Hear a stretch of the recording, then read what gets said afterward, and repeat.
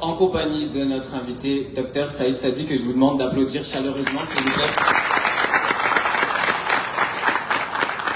Alors, si vous ne connaissez pas notre invité d'aujourd'hui, c'est peut-être que vous étiez endormi pendant quelques décennies en Algérie, ou peut-être que vous ne connaissez simplement pas l'histoire de l'Algérie. À ce titre, notre radio vous propose une petite séance de rattrapage.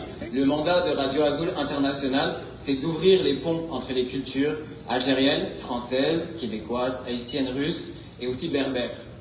Pour franchir ces ponts, on invite notre public, nos auditeurs et nos auditrices, car le café littéraire est enregistré, à aller sur notre site web radioazul.international, notamment d'aller voir l'émission L'invité Azul, émission qu'on va diffuser à 20h ce soir, et avec lequel j'étais en compagnie du docteur Saïd Sadi pour 1 heure d'entrevue. En plus de cette émission, et toujours en lien avec cette volonté de construire des ponts entre les cultures, ne manquez pas notre autre émission qui s'appelle Le Concert des Nations. C'est moi qui l'anime en compagnie de toute l'équipe de chroniqueurs et de chroniqueuses de Radio Azul International. Et réunis autour d'un thème commun, on aborde ce thème. La semaine dernière, c'était le mariage. La semaine prochaine, ce sera les héros. On aborde ces thèmes selon nos horizons culturels respectifs, donc français, québécois, berbères, etc. Cette émission, elle est diffusée tous les jours sur le site web à partir de 17h. Une autre émission en kabyle cette fois est disponible. Elle est animée par notre confrère Belaïd qui est dans la salle du groupe Tagraoula. Désolé pour l'accent, je fais ce que je peux. Vous aurez droit donc à du contenu 100% kabyle avec des invités de marque. Et il a interviewé notamment Rabat Asma. L'émission Avery Entemour, qui veut dire vent du pays, est déjà en ondes. Celle-ci est diffusée à 18h sur radioazul.international. J'écoute donc je suis, animée par Claude Marquis que vous avez vu à l'entrée. Elle part à la recherche d'artistes internationaux pour le plaisir de vos oreilles en compagnie de Maïb Lévy et de Jennifer Pluviose. Enfin, notre prochain événement public, sortez vos agendas, ça va être ici même à la Plaza Antique. Dimanche 19 mai à 15h, c'est le lancement officiel de notre radio, ici même. Donc, vous aurez droit à un spectacle haut en couleur avec plus d'une dizaine d'artistes, notamment Ali Amran, Aklidé, Nordine Chenoud, Tagraoula, Spliff and Stones, Jim Radé et d'autres. On vous invite à aller prendre les billets sur le site internet, ils sont disponibles dès maintenant. Allez sur l'onglet événements artistiques pour plus d'informations. D'accord? Donc pour l'heure, on est assis confortablement dans les fauteuils de la Plaza Antique avec notre invité, le docteur Saïd Sadi, que je vous demande encore une fois d'applaudir chaleureusement s'il vous plaît. Alors, toute petite séance de rattrapage pour présenter notre invité brièvement. Dr Saïd Sadi, tu es un intellectuel algérien d'origine kabyle, tu es né dans une famille modeste et tu t'es élevé au grade de docteur en médecine avec une formation en psychiatrie. Tu es connu surtout pour ton rôle de leader politique au sein du RCD, Rassemblement pour la culture et la démocratie, que tu as fondé en 89. En 2012, tu as abandonné la présidence du RCD, mais même sans attache partisane, tu gardes de tes soins les combats pour la démocratie, l'égalité entre les hommes et les femmes, la reconnaissance de l'identité amazigh, entre autres. Ce sont autant de combats qui font de toi, entre guillemets, la bête noire du régime algérien en place. Tu nous viens aujourd'hui chargé de tes mémoires qui sont ici, qui sont en vente au fond de la pièce. Donc ces mémoires-là, quelle bonne idée de les écrire, hein. Il fallait au moins 4 tomes qui sont présents sur la table pour résumer une vie de lutte, de combat menée par ton parti, ton peuple et toi-même. 4 tomes donc ont été publiés depuis 2020, on attend le 5e d'ici à la fin de l'année. Tes livres sont publiés aux éditions Voix Libre au Canada, Altava en France et Frantz Fanon en Algérie. Frantz Fanon, les éditions comme celles de ton frère, que nous recevions la semaine dernière, Ensati, dans le café littéraire, que je vous invite à aller voir sur nos réseaux. Ensati, bonjour. Je vais t'inviter à présenter au public le thème du café littéraire, dont le titre est Kabylie, une matrice, un combat, un destin. Je te laisse la place, mais moi je reste pas loin pour quelques questions et précisions éventuellement. Ensuite, vous aurez droit à une période de questions. Alors, s'il vous plaît, je sais que vous avez 1000 choses à demander à notre invité. La seule chose qu'on va vous demander sans vouloir vous commander, c'est d'être clair et concis. Le micro est au milieu de l'allée. Vous pouvez vous adresser au docteur à la fin de sa conférence, mais s'il vous plaît, encore une fois, soyez bref. Ok? Donc, Saïd Sadi, c'est à toi. Azul, vous entendez bien? Ça va? Parfait. Azul, bienvenue, merci de vous être déplacé pour cette rencontre. Merci pour Radio Azul à laquelle je souhaite un long et fécond destin. Quand appelé, à la faveur de la sortie du 4e tome de mes mémoires, j'ai immédiatement répondu oui, pour traiter d'un sujet que la plupart d'entre vous connaissent aussi bien que moi, mais qu'il me semblait utile d'appréhender maintenant, parce que nous sommes vraiment dans une situation qui a été très bien décrite par un de mes co-détenus d'avril 1980, la mère Idriss Gérard. Je ne sais pas si quelques-uns le connaissent, c'est un des 24 détenus que j'ai eu le plaisir de retrouver récemment à Toulouse, et qui disait que la Kabylie vit aujourd'hui une situation existentielle. C'est un terme que vous avez entendu sur d'autres terrains, ça ne veut pas dire qu'il ne s'applique pas à nous avec la même équité. Et donc je me suis dit qu'il fallait peut-être revisiter cette problématique, la Kabylie en tant que matrice d'un certain nombre d'événements et de messages, en tant que combat, la nature globale, générique des combats qui ont été menés, et aussi en tant que destin, parce que la situation nationale, que vous connaissez probablement aussi bien que moi et sur laquelle nous pourrons revenir dans les débats, l'exige, mais la conjoncture internationale aussi demande d'essayer de comprendre du mieux que nous pouvons le faire la problématique qui se pose en Kabylie, en Algérie et en Afrique du Nord, pour accompagner au mieux l'histoire de cette région, l'histoire politique, l'histoire culturelle, la substance sociologique de cette région, parce que ce qui s'y joue, qui y vivent, mais je vais rappeler un certain nombre de choses que certains d'entre vous connaissent, qui savent très bien que ce qui s'y passe a des répercussions au niveau national et au niveau régional. Vous savez tous que la Kabylie est une entité singulière dans sa langue, dans ses traditions, dans sa relation avec l'autre, dans son vécu, dans l'organisation des cités qui la composent, mais c'est aussi une société inspirante. Elle n'a jamais laissé indifférente, soit en suscitant des oppositions, des animosités et des haines, j'en ai suffisamment parlé dans le tome 3 de mes mémoires, soit, et on ne le dit pas suffisamment, en inspirant, en stimulant des initiatives vertueuses. Et je suis de ceux qui pensent que le mouvement de 2019, qui est un malheur au combat, qui a été lancé en Kabylie par toute une génération pendant près d'une 50aine d'années. Et il y a tout de suite, je pense, un élément qu'il faut fixer. Je me suis amusé à regarder un peu l'histoire de la Kabylie, on va dire à partir du 19e siècle, et de l'Algérie contemporaine. À chaque fois que la Kabylie a connu une période de stabilité, même relative,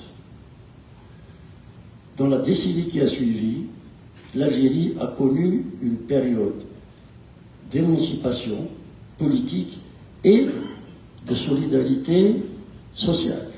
Il n'y a pas de... J'ai vraiment fait quasiment un schéma.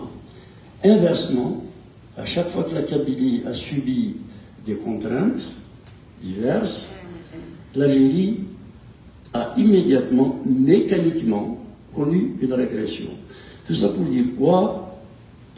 Pour dire que ce qui se passe en Kabylie, encore une fois, représente une projection d'un potentiel qui peut évidemment la tirer vers le haut elle-même en tant que région, en tant qu'espace, mais aussi une pédagogie qui peut inspirer d'autres superficies, d'autres zones de notre pays et au-delà.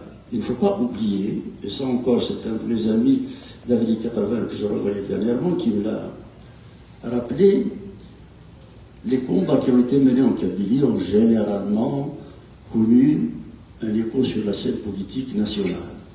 Tout le monde sait que en 1926, le premier parti de l'indépendance qui a été lancé en France, par l'intermédiaire d'un certain nombre de syndicalistes, comportait une écrasante majorité de Kabyles.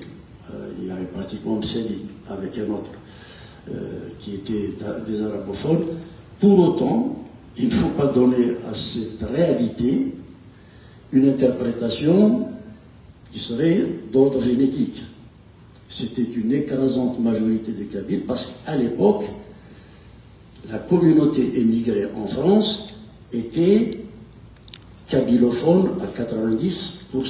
Il était donc normal que les gens qui se structurent dans cette région-là et qui étaient issus de la Kabylie soient composés de ceux qui composent cette entité, la diaspora de l'époque.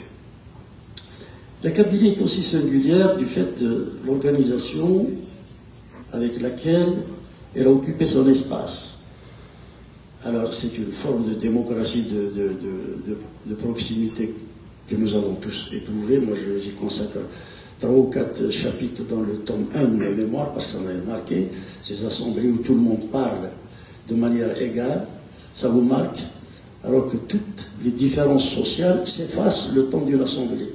Évidemment, ça ne nous empêche pas d'être lucides et de dire que ces assemblées étaient certes vertueuses, mais qu'elles n'étaient composées que d'hommes. C'est-à-dire que les femmes en étaient exclues. J'en profite d'ailleurs pour vous signaler que récemment, je crois, il y a maintenant des comités de village où des femmes sont intégrées. Et malheureusement, comme il n'y a pas de presse en Algérie, l'événement n'a pas connu l'impact, l'écho, l'analyse qu'il méritait. C'est majeur sur le plan culturel et politique. Alors, cette forme d'organisation a son avantage parce qu'effectivement, chaque cité décide pour elle-même. Elle a son inconvénient parce qu'elle est source d'éparpillement, en général. C'est ce qu'on appelle les sociétés segmentaires. Et ce qui a prévalu jusqu'à maintenant, je pense, mérite d'être sérieusement analysé, parce que les villages qui étaient composés de quelques dizaines, de quelques centaines de personnes jusqu'à il y a encore quelques dizaines d'années, aujourd'hui rassemblent des milliers de citoyens. Et j'ai observé, pour avoir été dans les daïras, faire un certain nombre de conférences pour être au plus près de la réalité, que les structures telles que nous les avons connues ne sont plus adaptées à l'évolution démographique de la population. Il faut donc que nous réfléchissions à la manière de voir comment transposer, comment projeter ces structures sur une nouvelle donnée sociologique et démographique. Donc vous voyez, il y avait des repères, il y avait des structures, il y avait des instances, il y avait des modalités d'organisation qui ont permis à la Kabylie de traverser les épreuves de la colonisation et même avant des Turcs, mais ces instances peuvent ne pas être complètement efficientes dans le climat politique d'aujourd'hui. Alors le combat qui a été mené dans cette région, je crois qu'il tient d'abord à un phénomène de refus de soumission. Et ça, quand on regarde un peu l'histoire de cette région, on le vérifie depuis l'époque romaine. Les Romains appelaient cette région le Mont Ferratus, en référence au dieu à la montagne de fer, qui a été difficilement soumise. C'est vrai aussi avec la conquête arabe. Ça a été la dernière région à avoir été pénétrée par le message de la conquête arabe. C'est vrai aussi de la conquête française. Elle a été particulièrement laborieuse. Donc, et c'est vrai avant, c'était vrai aussi de la présence turque, où la Kabylie a entretenu une espèce de rapport de force fait de conflictualité, d'insubordination, quelquefois de négociation, mais jamais de soumission. Et les Turcs, vous le savez très bien, ont eu à bombarder un village comme Avizar, par exemple. Le général Yahya Pacha l'a fait bombarder parce que les Kabyles refusaient de payer l'impôt que d'autres régions ont payé.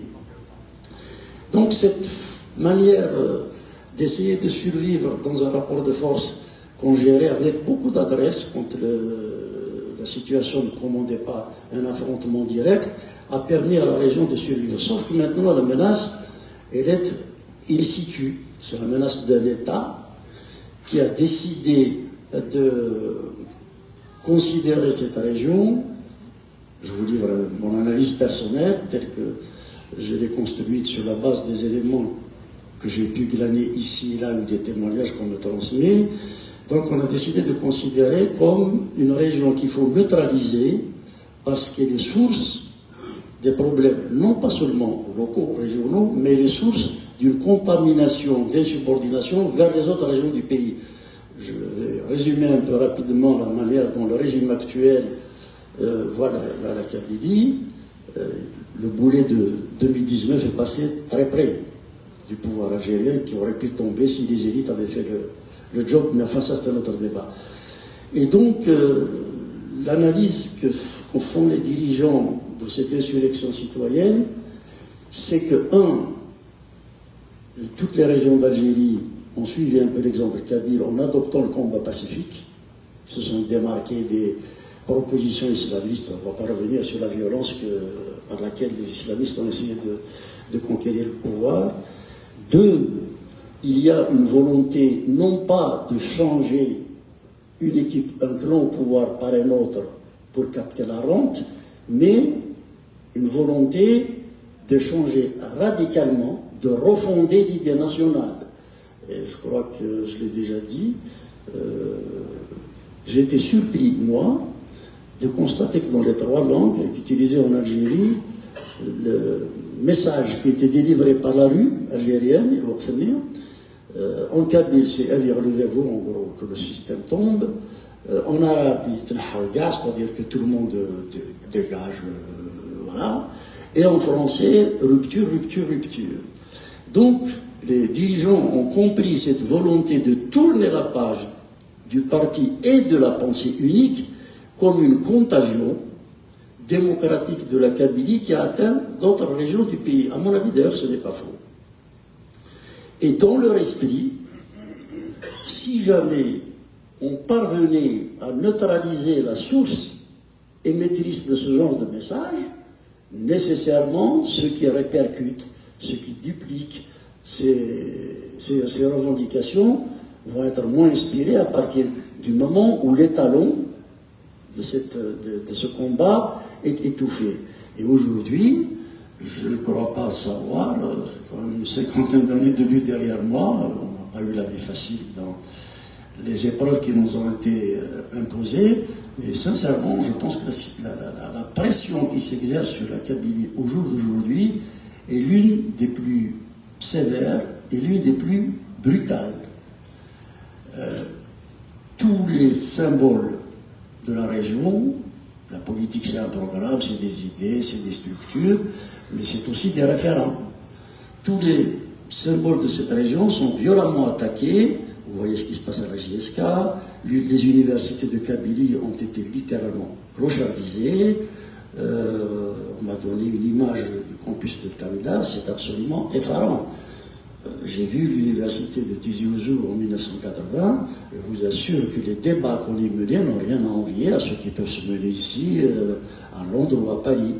Et il n'y a pratiquement plus aucun comité d'étudiants capable d'organiser une conférence débat sérieuse. Et c'est pareil à Bougie, et c'est pareil à Bouira. Donc c'est pas un accident local ou simplement une incompétence d'une direction d'une université qui fait que ces campus sont devenus des espèces de terrains vagues, gagnés de plus en plus par l'islamisme, je vous passe l'histoire de toxicomanie, etc. C'est une volonté délibérée qui consiste à faire des lieux où s'élabore le combat politique un champ de ruines. Je n'ai pas besoin d'insister sur la qualité des diplômes qui ne valent absolument plus rien aujourd'hui. Autre chose qui a attiré mon attention, ce sont les cafés littéraires.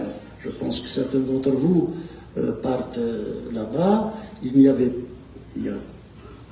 3-4 ans de ça, il n'y avait pratiquement pas une daïra où il n'y avait pas un café littéraire qui faisait inviter un ancien maquisard pour parler de la guerre de libération, un artiste, un écrivain, un témoin d'une situation singulière. Eh bien, ces cafés littéraires sont en train d'être ciblés un par un. Et Hansadi, qui était ici parmi nous la dernière fois, a été empêché de faire animer un café littéraire à Sidi Rich sur Mouloud Mamri. Pour la petite histoire, c'est lui qui a invité Mouloud Mamri en 1980, lorsque la conférence a été interdite et qui a débouché sur ce qu'on appelait le printemps berbère. Donc, comme il l'a dit très bien sur sa page Facebook, En 1980, on interdisait à Mouloud Maamri de parler. En 2024, on interdit de parler de Mouloud Maamri. Vous voyez un peu où c'est que nous sommes arrivés. Donc tout ça pour dire que c'est une situation qui est particulièrement tendue. Pour autant, je pense que c'est lorsque la situation est problématique qu'il faut faire preuve de sang-froid, de retenue. Et aujourd'hui, une des stratégies du pouvoir, c'est de pousser cette région à une forme de radicalité qui est vaine pour justifier ensuite la répression. Ce n'est pas parce qu'on nous pousse vers l'exaspération, vers la colère, vers la haine, qu'il faut que nous plongions dans ce piège. Je peux vous garantir que ce n'était pas facile de les affronter en 80. La sécurité militaire n'avait rien envie au DRS actuel. Les provocations, nous avons été torturés, nous avons été emprisonnés, mais nous n'avons jamais réagi ni par la précipitation, ni par la colère. Et c'est parce qu'on a été capable de produire un discours structuré, cohérent, assumé, crédible, que nous avons réussi, à entraîner la population derrière nous, non pas en la menaçant ou en la brutalisant, mais en la convainquant. Et cette population a pu créer une espèce de solidarité citoyenne autour de nous, qui a fait que le pouvoir, qui n'avait jamais relâché des détenus politiques rapidement, était obligé de nous libérer au bout de 2 mois et demi en 1980.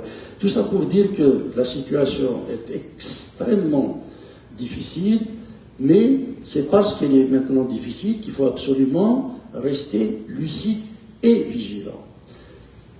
Si nous réussissons à préserver les acquis que nous avons pu enregistrer, si nous parvenons à éviter que des polémiques inutiles, vaines, stériles, qui peuvent d'ailleurs encourager eux-mêmes, ne s'installent dans la durée en Kabylie, je pense qu'il y a possibilité de traverser sans trop de dommages la tempête en cours. Alors vous me direz, que faire? Eh bien, ce qu'il faut faire, c'est, essayer d'informer, d'éclairer à chaque niveau qui est à portée de communication. Quand je dis à chaque niveau, ça peut être vraiment au plus modeste. Lorsque 3, 4 familles se rassemblent, si elles s'échangent l'information, si elles se disent ce qui se passe, lorsque un groupe s'organise, ne serait-ce que pour rassembler physiquement les gens qui sont autour d'eux, c'est déjà un acquis. Des initiatives comme celle-là ont leur pesant d'or dans la conjoncture actuelle. Pourquoi je dis ça? Parce que moi j'ai vécu la guerre d'indépendance enfant. Je n'ai pas participé à cette guerre, mais j'en ai des souvenirs très vifs. L'armée française, à l'époque, c'était quand même l'une des plus puissantes au monde. C'est pas vrai de dire que les Algériens ont gagné militairement la France. C'est parce que la population a fait corps avec les maquisards que la France a été obligée de lâcher le morceau parce qu'ils avaient beau tuer, ils avaient beau réprimer, et à un moment, ça ne faisait plus leur affaire. Eh bien, c'était les comités de village qui ont permis au FLN et à l'ALN de faire face dans les plus grosses tempêtes. L'opération Jumelle, vous pouvez vous renseigner ce que c'était pas tendre. Aujourd'hui, il faut préserver les comités de village. Je sais très bien que le pouvoir est en train d'essayer de les infiltrer. On peut toujours mettre un agité, un excité, un déséquilibré pour dire quelque chose de difficilement gérable dans une assemblée, mais c'est difficile de déstabiliser un comité de village parce que les gens se connaissent. Et en général, quand ils se rencontrent, c'est pour des problèmes très concrets qui concernent les citoyens, un problème d'eau, un problème d'incendie, faire partager une charge quelconque aux uns et aux autres. Donc, il faut absolument les sécuriser. Deuxièmement, lorsque les uns ou les autres repartent, s'ils reviennent avec des informations, qu'ils les fassent partager dans la diaspora. Et aujourd'hui, le souffle de l'espérance en Kabylie doit être entretenu dans la diaspora. Pourquoi? Vous savez très bien, nous sommes au Canada, l'immigration, ceux qui sont partis, je ne connais pas les uns et les autres ici, mais je suis persuadé que les 3/4, si ce n'est les 4/5e, sont des universitaires. Donc ce sont quand même, c'est l'encadrement du pays qui a quitté. Ce n'est pas l'immigration d'avant où les gens étaient utilisés dans des mines, dans des champs, dans l'agriculture française. Donc les gens qui peuplent aujourd'hui la diaspora sont des gens qui peuvent porter un débat sain. Et là, je voudrais insister sur quelque chose. Ce qui nous a permis d'exister dans le parti unique de Boumediene ou de Chedli, qui n'étaient pas des enfants de cœur, c'est parce que nous avons réussi à imposer un débat de qualité. La seule arme qui a permis à la Kabylie de traverser toutes les turbulences historiques, elles ont été nombreuses et beaucoup ont été violentes, c'est parce qu'elle a réussi à installer un débat citoyen de qualité.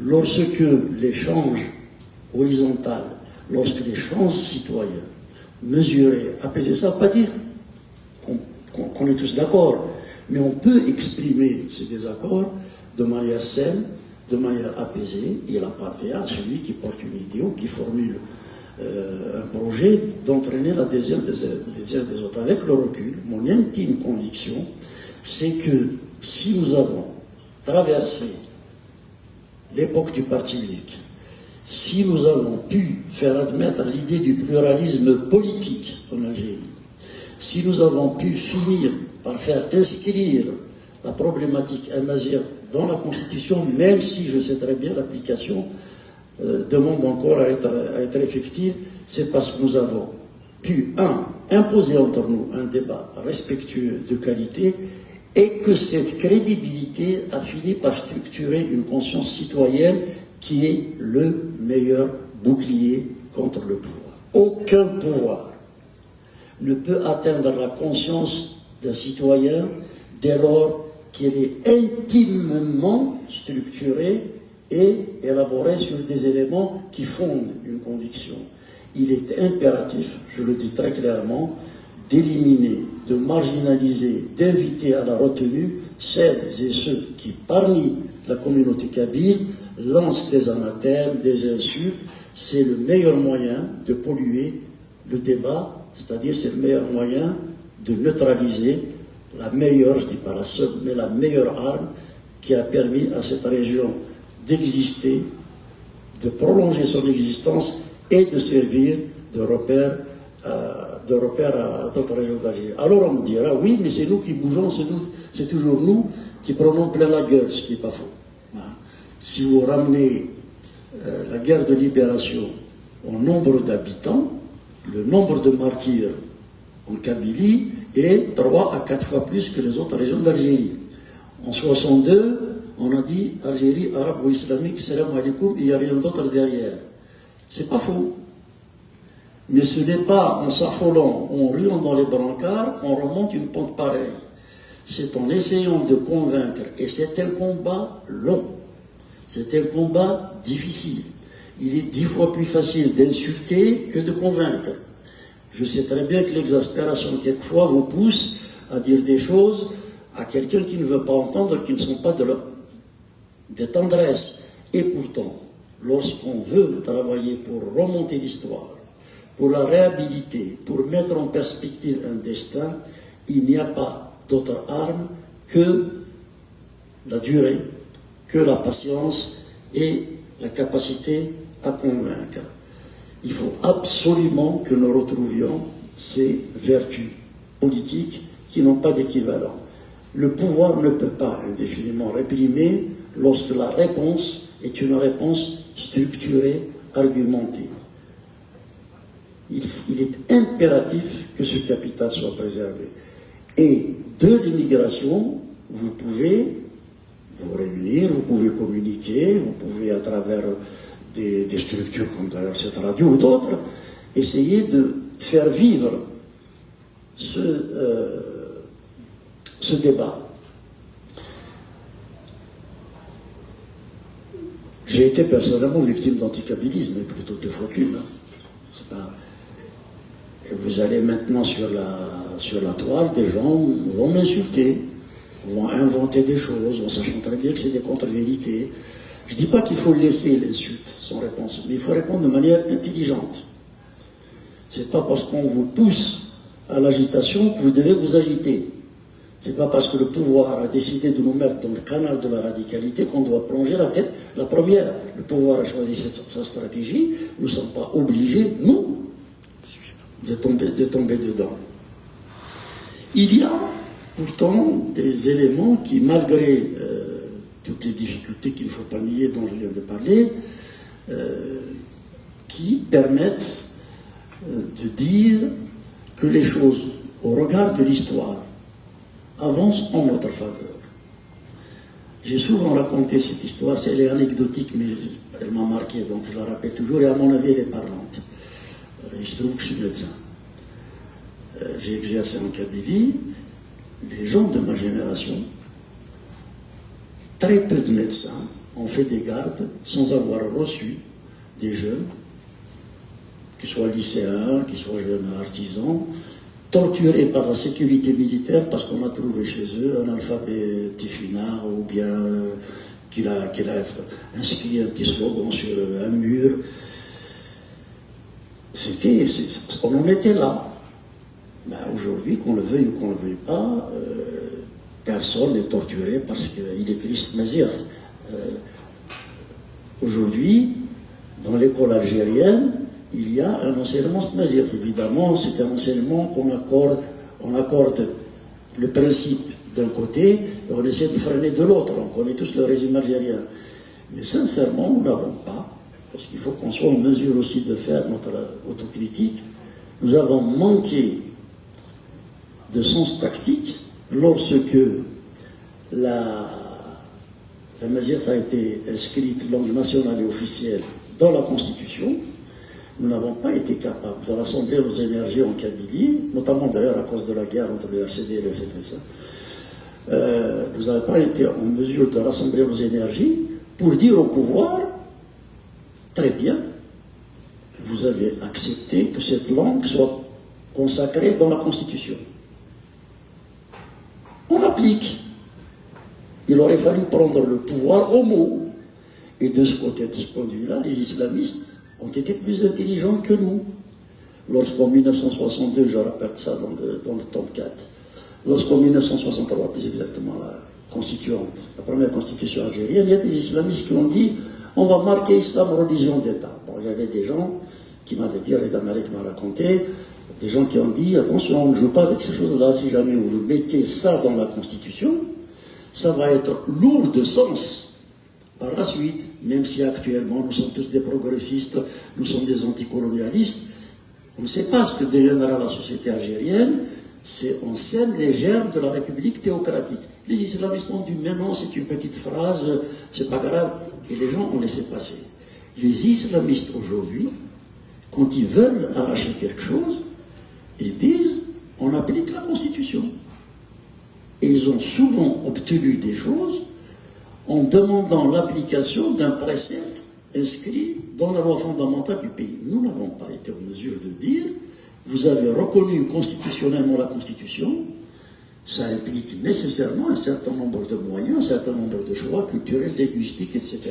Et ça, c'est parce que, je ne dis pas que le pouvoir l'aurait fait, mais si on avait été en mesure de peser, la classe politique notamment, donc je me mets dedans, avait été en mesure d'avancer comme on a avancé en 80 avec un argumentaire, avec une solidarité politique, je suis persuadé que le pouvoir n'aurait pas dit oui, je l'ai écrite pour faire le clown dans la Constitution. Bon, il aurait été obligé de céder.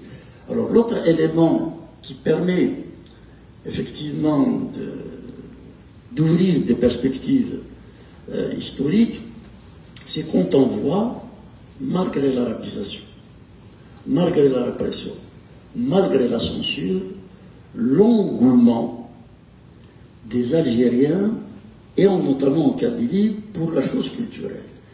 J'ai fait une séance dédicace le 20 avril à Paris. Je n'ai pas de moyens, de médias colossaux. J'ai utilisé ma page Facebook. Il y avait des centaines de personnes qui ont fait la queue pendant 4h30. Ça veut dire quand même qu'il y a une attente, si on sait y répondre positivement. Je ne sais pas si vous suivez actuellement la diffusion du film L'Arabie Ben Mhidi en Algérie. Bon, peut-être que vous ne savez pas. C'est un film qui a été censuré pendant 5 ans. Je connais le réalisateur. Hein. Il a fait un film correct. Et Ben Bella avait giflé Ben Mhidi en 1954 au Caire, avant le congrès de la Souma. On lui a obligé à censurer cette séquence-là, qui est un fait historique que moi j'ai fait vérifier. Hein. Donc, finalement, il a accepté qu'il y ait cette censure, mais le reste, il n'a pas accepté. Donc là, c'est Ben Mhidi qui a giflé Ben Bella, non, dans le film? Non, ça, je sais de quoi je parle. Je sais de quoi je parle. Il fallait, lors de la délégation du Caire, la délégation externe, des questions pour le public. La délégation, moi je fais une parenthèse quand même, la délégation installée au Caire était composée de Ben Bella et Ahmed Boudief, Khidr. Et il y a eu un appel à l'insurrection du 1er novembre 1954, qui est un appel à la guerre. Un appel à la guerre, il fallait le faire. Hein. Mais une fois qu'on a eu que le FLN a allumé la mèche, ils sont restés bouche bée parce qu'ils n'ont pas préparé les instruments, les institutions, l'organisation, le message, les objectifs, les priorités. Il a fallu qu'un Ben sorte de prison pour que le premier tract du FLN sorte en mars 1955. Et je vous dis comme je le pense, il n'y aurait pas eu le congrès de la Souma, il n'est pas sûr que la guerre de libération se termine qu'avec l'indépendance de l'Algérie. Je raconte dans le tome 3 ce que m'a dit, moi, Bentobal, et Néid, on était en train de... On a allumé la mèche, ensuite les groupes du FLN se tiraient les uns les autres. C'est la Soumam qui a fait le découpage territorial, c'est la Soumam, on a donné des grades dans la LN, c'est la Soumam, il y a eu la fameuse primauté du politique sur le militaire, c'est la Soumam, on avait dit qu'est-ce que sera l'État algérien démocratique et social, mais Ben avait tenu à ce que des gens de la délégation extérieure viennent assister à la Soumam. Donc il avait demandé que Ben Bella et Ahmed viennent, ou que Ben Bella ou Boudiaf viennent, et il a envoyé Ben Mhidi au Caire pour les informer qu'une réunion importante donnant sens, objectif et instance à la révolution algérienne, qui était un mot d'ordre, allait se tenir et qu'il fallait absolument qu'ils arrivent. Et que la délégation extérieure n'avait pas à promettre à Nasser un panarabisme dans lequel se fondrait l'Algérie. La délégation extérieure, et bien sûr, on vous demande des armes pour la vie. Et Ben Mhidi est arrivé là-bas, transmis le message, et Ben Bella l'a giflé. Ben Mhidi est revenu du Caire, donc il a pu assister au congrès de la Souma. Ben Bella a dit, il avait peur, il a dit, je me suis égaré en cours de chemin, je ne vois pas pourquoi Ben Mhidi a trouvé le chemin, que Ben Bella n'est pas arrivé. Donc je ferme la parenthèse sur cet épisode-là. Non, pour vous dire que il faut absolument qu'un projet s'inscrive dans le sens de la perspective historique et que restaurer le débat politique est un impératif. Il y a une opportunité, les Chinois, vous savez, crise c'est opportunité chez les Chinois. Hein. Eh bien, je pense qu'on gagnerait à être un peu chinois pour le coup. Là, actuellement, le RCD est dans une crise très grave, le FFS est dans une crise très grave. Mais c'est des crises politiques qui ne posent pas tellement problème. Ce qui posait problème, c'était lorsqu'il y avait un affrontement subjectif et haineux entre le RCD et le FFS, interdit de parler l'un à l'autre. Ça, c'était irrationnel. Vous ne pouviez pas traiter politiquement ce genre de problème. Mais aujourd'hui, il y a dans le RCD des gens qui disent on doit aller chez les islamistes, il y a des gens qui disent non, on reste sur les fondamentaux du parti. Ça, c'est un débat politique. Il faut assumer ce débat-là. Il y a dans le FFS une partie qui dit on va aller vers le pouvoir et d'autres qui disent nous ne voulons pas aller vers le pouvoir. Un dirigeant a dit même nous sommes fiers d'avoir éliminé les berbéristes du FFS. Ça, c'est un débat politique. Mais il faut imposer un débat argument contre argument. Et je pense qu'il y a une opportunité pour une recomposition politique en Kabylie sur la base d'un projet construit autour d'un consensus. Donc il y a des opportunités, pardon, qu'il faut savoir exploiter. Pour autant, ces choses-là ne sont possibles que si, et uniquement si, un débat serein, adulte, démocratique est installé en Kabylie d'abord. Et je tenais à vous passer ce message parce que la situation est critique. La situation géopolitique avec ce qui se passe en Ukraine et au Moyen-Orient ne permet plus aux opinions internationales de suivre ce qui se passe dans le Sud pour dénoncer des abus, des tortures, etc. C'est la diaspora qui doit servir de lieu d'amplification des projets démocratiques dans un premier temps, et c'est la diaspora qui doit servir aussi de relais vers faire une offre politique à la communauté internationale qui dise que la problématique identitaire à Mazir n'est pas seulement une question de grammaire, la langue c'est important bien sûr, mais la mazirité c'est pas que ça. La mazirité c'est un projet social, c'est la manière de concevoir la vie, de structurer sa citoyenneté, de s'organiser par rapport à son écosystème, du point de vue écologique, environnemental, etc., de voir par rapport à l'autre. Et il y a maintenant des avancées considérables qui ont été faites. Si vous allez au Maroc, pratiquement dans l'ensemble des institutions de l'État, il y a des annonces qui sont faites en amazigh. Quand on a lancé Avril 80, jamais nous aurions pensé gagner une résonance sur l'ensemble de l'Afrique du Nord avec un temps aussi court. Il ne faut pas non plus se battre la coupe, s'autoflageller lorsqu'il n'y a pas lieu de le faire. Nous avons gagné la bataille des idées. Le FLN écrit Mazir. Le FLN disait vous êtes des traîtres parce que vous dites que Mazir c'est la partie. Le FLN n'aurait jamais accepté de lui-même d'intégrer la majorité dans la Constitution. Donc au regard de l'histoire, nous avons fait avancer des choses. Maintenant, il faut qu'on trouve la démarche, il faut qu'on réussisse à mettre en œuvre la culture de l'application, de la faisabilité. Il faut évacuer cette violence qui est en train de se nicher dans des petits groupes ici et là en Kabylie. C'est une forme de poison qu'il faut absolument contenir. Il faut interpeller les gens, il faut être patient, il faut leur expliquer à ceux, j'imagine qu'on peut avoir tout à l'heure un ou deux échantillons de ce genre de ces amateurs d'invectives, il faut absolument leur comprendre qu'on peut tout dire, mais moi, c'est pas parce qu'on crie plus fort que l'autre que le message est plus pertinent.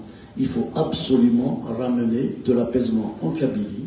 Il y va de l'avenir de cette région et il y va de sa capacité à entraîner le pays dans la perspective démocratique. J'ai vu en 2020 3 jeunes qui étaient arrêtés à Oran avec l'emblème amazigh et 2 autres à Mascara. Pour ne rien vous cacher, j'ai pensé que c'était des Kabyles. Vous savez tous qu'il y a une grande immigration kabyle à l'intérieur du pays. Et bien je me suis renseigné, c'était des arabophones. On dirait que ce n'est pas énorme. Mais à nous de faire le travail. Et j'ai plein d'amis arabophones qui comprennent maintenant que la majorité, c'est pas simplement, ils n'en sont pas exclus parce qu'ils ne sont pas locuteurs de la langue. La majorité, c'est une manière de construire la vie, de respecter l'individu et d'organiser la société. Merci infiniment.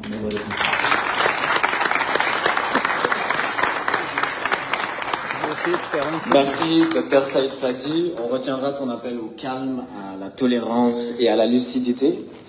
On va commencer une période de questions. Je vous remets en garde. Soyez concis, soyez bref, s'il vous plaît. Le micro est juste ici. Si quelqu'un veut bien se lancer pour une question pour le Dr Saïd Sadi, vous êtes bienvenue.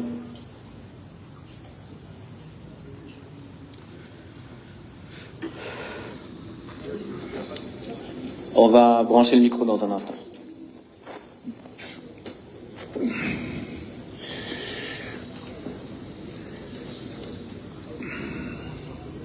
Vous pouvez y aller. الو ازيك في لونكم مره انا سوفيس فيها مساكي بحال شويه ما خاطرتو بحال هذا هضره كي وفا اكمل هاوي لو كنت القبايل نروى اكثر تساون يونيج بدوي وهذيك اكثر سليمان عزام نضغل نمسي شرح ولاش الساعه كنت قلنا لنا ديما ما تقرب لا ديسبورا واش كي وراو اكمان لا ياكل ذاكيا ساعه ولا غنراونا غنوبراونا ولاش وانا الموت ذاكي غنسمو خويا كون انا غير خامن انا غير ديبليكس تو سا صافي وقال يزمر نروح لنا ذاكي انا كنت فرنسا ذاكي قرا برا وقال لي لا ديزمور رواتي ديال السقاني فين سلم ثوك تعرف تنطبق لارفوف ويا ذاك تيلاوي كذا تفضل الشورت تي شورت ما يتنعني تنطبق تكوفيا ام ثيازي دونك واش كي وانا اذا كان من زمان يخدم مزيان ويقال لي ديزمور نحفل صروحو كل سكاس اشهر هذا فرانك بغا يدير كوني القبائل الفنان كاين فين يعطي حميت نحكوا كوني ليطوال نور افريكان كريم اللي قصرك ذا عمرنا 47 عام ماشي يخدم هكا لا يخدم لهم بسكات تلقاك نهار شاس نسد ام كان نخدم باش نفنو رزقات مالا كريلا ابو راه مقارن داك راه ونسنو السنه ميم با دينينا باب وهضر لك دونك ديك الوقت دينا ربي لا كولتور ديالو لكن شي قال ما خدو يحيى ملي تراجعوا نورك ما تجي ياكل الجنسه كل صغار ياكل الشكل لا كون صغار يغير جديد اللي كلاسينو عرفنا هذه زربت فلاتني عرب اولا المروك تونس الجزائر هدرنا وتعرف هادشي كان فيونس كان كيرمس لا طول تاع 40 سنه هدر تعرف انا كنا يقبل قبيله اوات قبيلي هدر راس قبيل ديال كلاسينو في الجزائر واش ثاني كنخدم من ان اكسبوزي هضره ديال كشيش تاع جاي في الغا ثلاث قلت راه كنت مازيغ نغسي هاونا ثلاثه تاع الدور راه راس قبيل حنا كوستين غير امي المهم باش خدم لي مويا ما مستثمر دونك كنا سكاري كذا سكاري في السلطه الحكومه تخدم في اللي دام الناس تخدم دونك 80 سوا تطلع الحبس تكمل غاك نتساوي ديبيكيت ديما اللي كانت فرينين على بريزيدونسيال الحكومه الجزائر سنت سي فرا سنت داخل بس خمديه سنت مصور هكذا وينات سميس وجا يحكي بلا كاكيا وقال لك احمد كان منا بسمو نفسه امشي تسيفراتيس ما الا طمع غير تمر في القبايل هادشي في ادي فري هادشي اليوم ندير على تقرقيا ندير انا نيحو ما الا الزمان اني اللي وحدنا انا اوتونوميست نا انديبوندونتيست نا الجزائر نبقى لا غير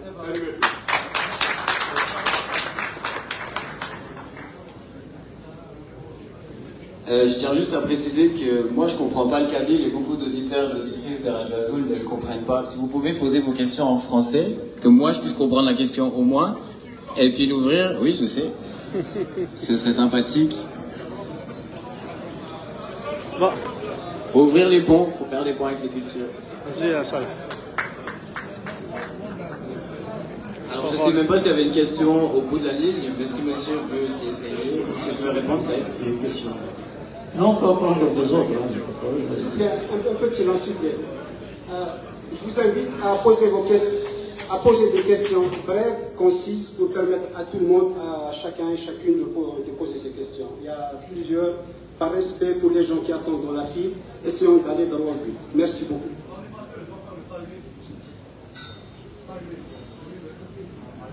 زول فلاوان زول دكتور سعدي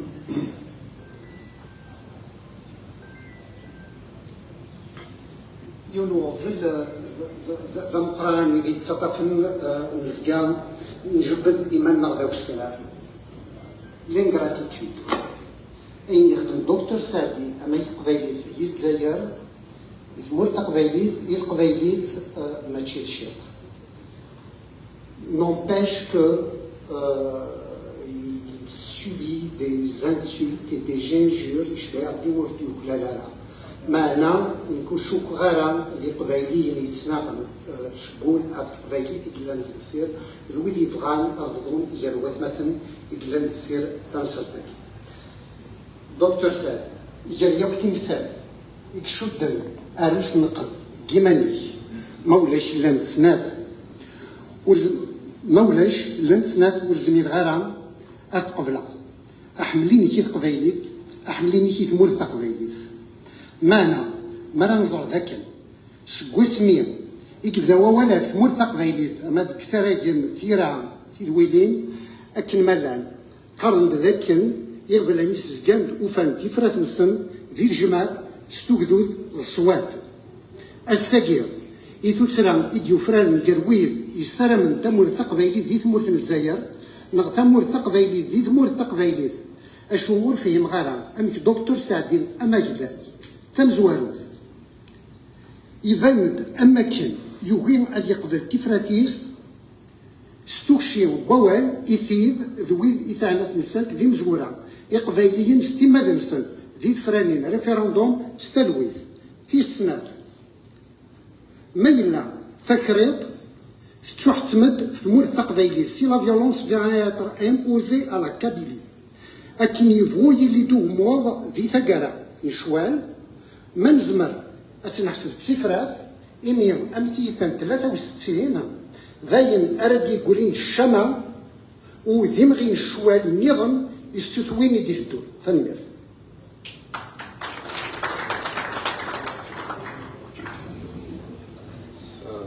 Azul. Bon, avant que je pose ma question, j'aimerais remercier les organisateurs, les responsables de Radio Azul International. Je vous dis que vous avez fait un investissement très très intelligent. Contraire à celui qui est passé, il y a la diaspora l'investit dans les radios, dans les écoles. C'est pas une honte d'investir dans les triplex. Bon, on va passer, c'est pas le sujet. Donc je vous ai écouté très bien, Dr Sadi, vous avez utilisé des mots, pour moi c'est des mots-clés, un discours structurant et rassemblement autour de lui. C'est vrai, la Kabylie a toujours utilisé, a toujours émis un discours pour le pacifisme, il est structuré, elle a innové dans l'épanouissement du combat démocratique. Mais sincèrement, moi comme j'étais militant au RCD, j'arrive pas à comprendre comment se fait-il cette structure d'aujourd'hui à la virer vers, pas l'islamisme, on dirait l'islamisme politique, mais vers l'islamisme terroriste. Ça, c'est pas une question politique, mais c'est une trahison. Moi, en 95, avec mes amis, lorsqu'on a adhéré au RCD, on était des candidats à la mort, on était assassinés par ces islamistes que le parti d'aujourd'hui il a viré en lui. Donc, maintenant la question, qu'est-ce qu'il faut faire pour revenir à nos fondamentaux? Merci. Quand je vais répondre par paquet, parce que sinon on va se perdre. J'ai entendu ils veulent absolument se prononcer par un projet persécutionniste, indépendantiste. On ne va pas jouer sur les mots. Mais en tout cas, l'idée étant de détacher l'Algérie, la Kabylie du pays. Moi, je me battrai pour que vous puissiez en prononcer et défendre vos opinions. Le problème, c'est que je ne suis absolument pas convaincu d'un slogan qui consiste à dire voilà l'objectif, et il n'y a absolument aucune réflexion qui précède et qui plus est traduise cette projection en termes institutionnels, en termes géopolitiques, en termes économiques, en termes démographiques, etc., etc. Je ne peux que vous laisser parler, et je savais que j'aurais droit à ce genre d'intervention ici, même si c'était pas le truc. Je ne suis pas sûr que si vous aviez fait une rencontre appelant par un des vôtres, vous auriez laissé quelqu'un s'exprimer. Moi, je vous laisse vous exprimer. Le problème, c'est qu'il faut être crédible. Et lorsque on dit « celui qui ne me suit pas », je lance un slogan, parce que c'est un slogan. « Celui qui ne me suit pas, c'est un traître », c'est exactement ce que recherche le pouvoir qu'on débat en Kabylie. Exactement ce que recherche le débat en Kabylie. Je ne dis pas que consciemment, tous ceux qui se laissent aller par la colère ou bien par l'invective savent qu'ils travaillent pour le pouvoir, mais le pouvoir ne fera qu'encourager ce genre de pratique pour justifier ensuite sa stratégie de répression. C'est par ce genre de pratique que le pouvoir est en train de faire le vide en Kabylie. Et puis j'ai entendu, il n'y a rien à faire. Même la parole d'El-Qsam, d'El-Nazaré, il y a des pères de famille dégués, il y a des gens qui sont venus peut-être écouter, dire des choses. La colère, c'est un réflexe animal, c'est pas un réflexe de l'humain. Vous ne pouvez pas entraîner la conviction en essayant de menacer ou bien d'invectiver ou bien d'injurier les uns et les autres. Quand on n'a pas convaincu, on s'interroge, on se dit pourquoi est-ce que ma parole, est-ce que mon propos n'a pas entraîné l'adhésion d'une majorité de gens, ou bien de mon voisin. Je ne lui dis pas tu es un traître parce que tu ne m'as pas convaincu. Et puis franchement, jusqu'à présent, en termes de stratégie géopolitique, j'ai encore rien entendu. Mais vous avez le droit de... J'y ai droit à chaque fois que je passe au calendrier à ce truc-là. C'est un rituel. Le problème, c'est qu'on leur dit comment, avec qui, pourquoi, quels sont les objectifs. Ou je viens de dire que de mon point de vue, mais moi je dis c'est une opinion, que je ne vous impose pas, après le 1er novembre 1954, qui était un appel à la guerre, qu'il fallait lancer, parce que le système colonial était bloqué, s'il n'y avait pas eu la plateforme de la Souma, qui a installé un débat dans toutes les sensibilités du mouvement national, des ulama et du Parti communiste. Les ulama, c'est des religieux, pour ceux qui ne savent pas.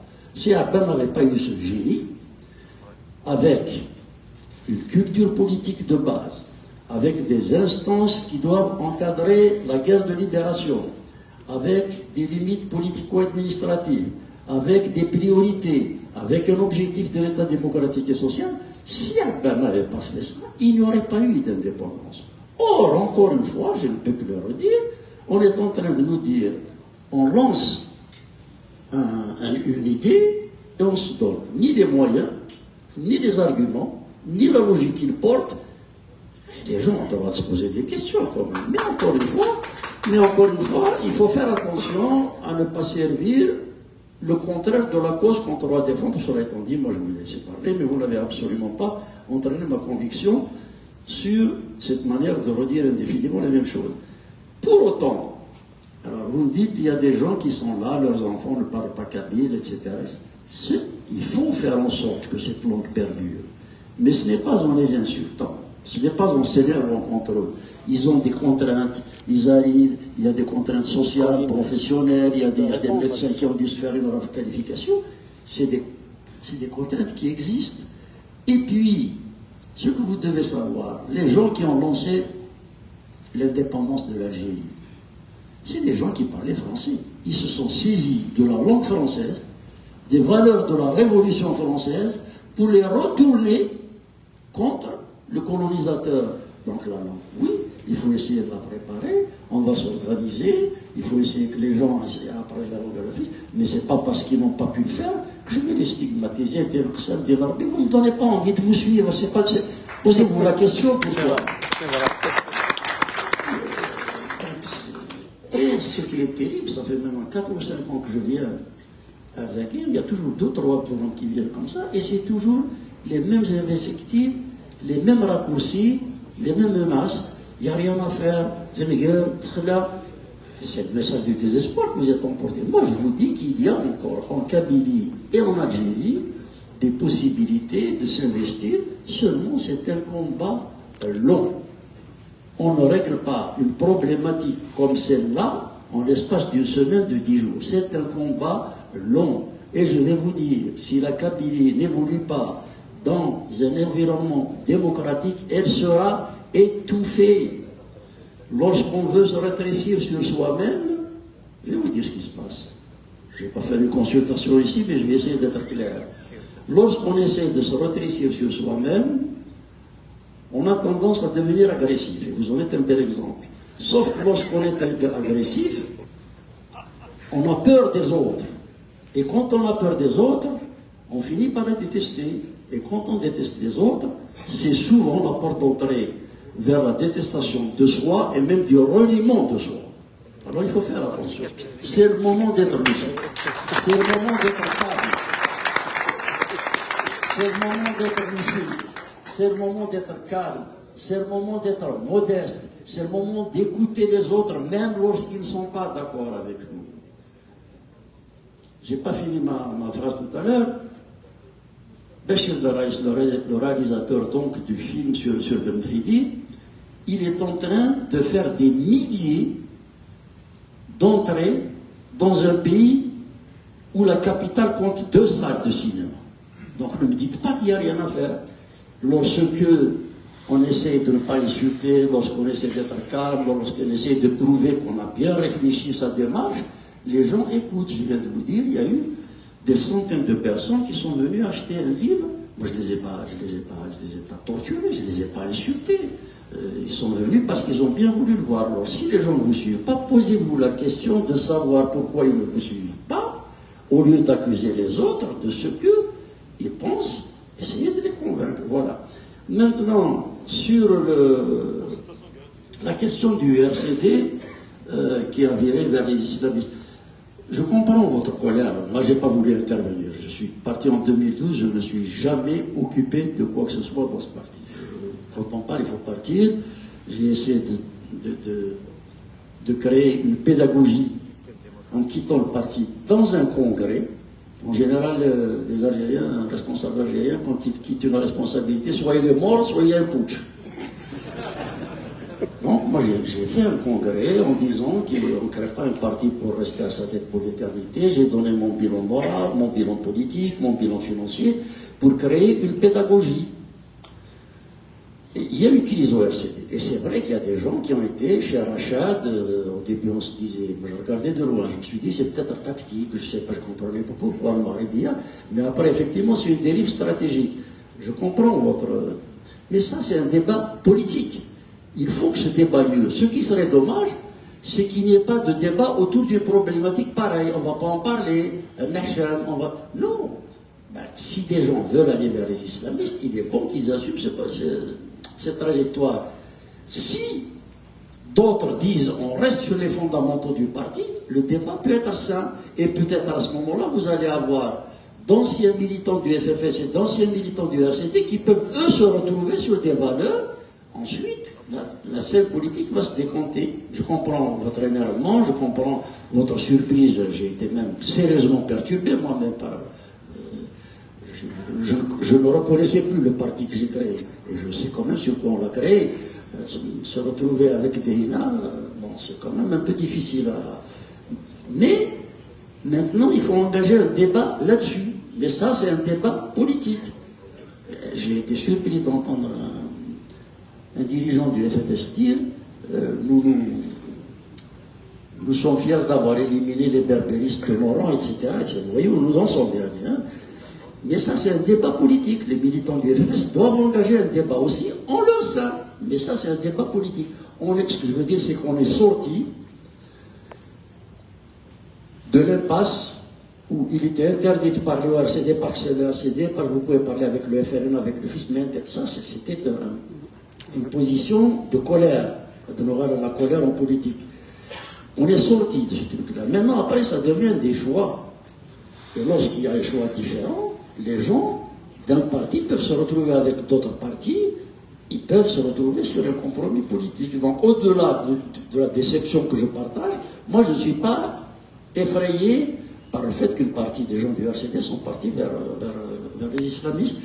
Je le déplore. Mais c'est un choix politique, il faudra qu'ils argumentent leur démarche. Alors j'ai entendu à 3 reprises qu'est-ce qu'il faut faire. Qu'est-ce qu'il faut faire, qu'est-ce qu'il faut faire, qu'est-ce qu'il faut faire. J'ai passé mon temps à dire que les outils avec lesquels on doit affronter la période actuelle doivent être adaptés à la circonstance politique présente. Il n'y a pas de réponse immédiate à une crise aussi compliquée que cela. Il faut que chacun se mette dans la tête que c'est un combat compliqué, que c'est un combat long, et que ceux qui disent je vais régler comme ça, ce sont ou des imposteurs ou des irresponsables. Il faut ouvrir tous les espaces. Une rencontre comme celle d'aujourd'hui, c'est une partie de la solution. Écrire des mémoires, donner un miroir à la société algérienne pour qu'elle puisse voir ses acquis et ses insuffisances, c'est une manière d'avancer. Protéger, signer une pétition pour la JSK, c'est une manière d'avancer. Dénoncer l'interdiction des cafés littéraires, c'est une manière d'avancer. C'est parce qu'on a protesté contre l'annulation d'une conférence de Bourg Mamri que le MCD a fini par mettre en mouvement une dynamique populaire qui a introduit, légitimé le pluralisme politique en Algérie, qui était une position contre-révolutionnaire. Donc je passe mon temps à dire, souvent dire, docteur, qu'est-ce qu'il y a à faire? Si tu ne le défends pas, comme je le défends, eh bien, ça n'ira nulle part. Je crois que c'est Kennedy qui disait, chaque soir, je ne pose pas la question de savoir ce que mon pays m'a donné, mais qu'est-ce que j'ai fait, moi, pour mon pays. Il faudrait peut-être que tous les éléments positifs dont on vient de parler, alors des gens ont été torturés pour avoir porté un alphabet amazigh dans la poche.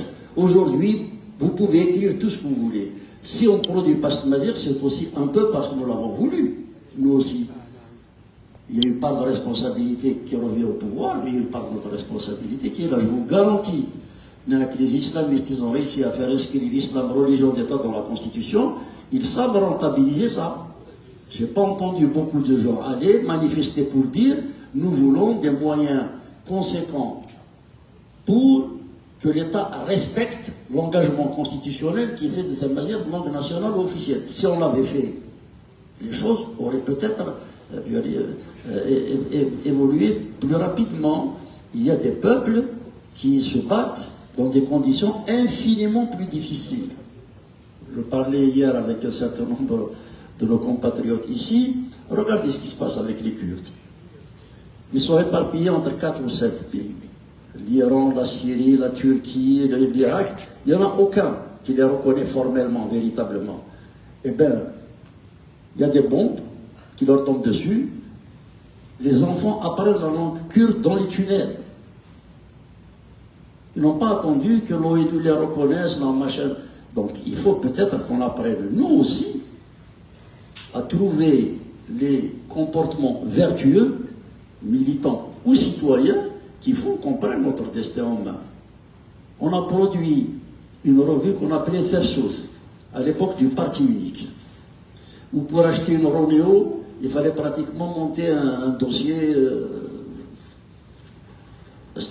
Tu allais acheter une arme atomique. Eh bien, on la faisait, on la produisait clandestinement. Le pouvoir tremblait. Le pouvoir tremblait. À chaque trimestre, quand Tefsous allait sortir, qu'est-ce qu'il a attaqué? Qu'est-ce qu'on allait lui soumettre comme projet? C'était nous qui avions l'initiative. C'était nous qui imposions les sujets du débat. Et le pouvoir courait derrière nous. Et là, c'est l'inverse. Le pouvoir nous pousse à l'exaspération pour qu'on s'énerve, et nous, on tombe dedans. On tombe dedans, on tombe dedans, on tombe dedans. Non, il faut garder son calme. Il faut savoir que c'est un combat qui peut être long, et qui engage pas seulement nous, il peut engager notre génération. C'est l'histoire d'un peuple et d'une nation qui est en jeu. Voilà. Merci. Donc, s'il y a des questions. On va pouvoir poser d'autres questions.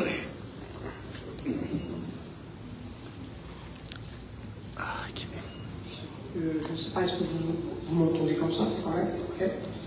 Donc tout d'abord, je remercie Azul de nous avoir convoqué à ce débat. Puis je remercie aussi M. Dr Sadi et je vous souhaite la bienvenue à Montréal.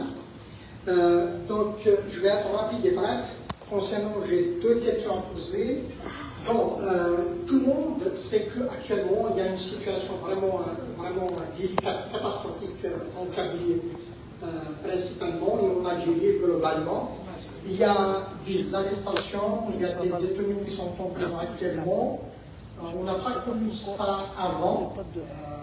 La question que j'aimerais poser, c'est est-ce que M. Dr Saïd Sadir, étant donné son aura politique, un homme politique, connu sur le plan international, quelle est son initiative envers la communauté internationale? Est-ce que le Dr Sadi a fait des contacts envers la communauté internationale pour exercer une certaine pression pour vraiment libérer le champ démocratique en Algérie? Ça, c'est ma première question. Ma deuxième question, est-ce que Dr Saïd Sadi a des contacts envers la mouvance démocratique en Algérie, par exemple, pour une éventuelle proposition de solution de sortie de crise. Et merci.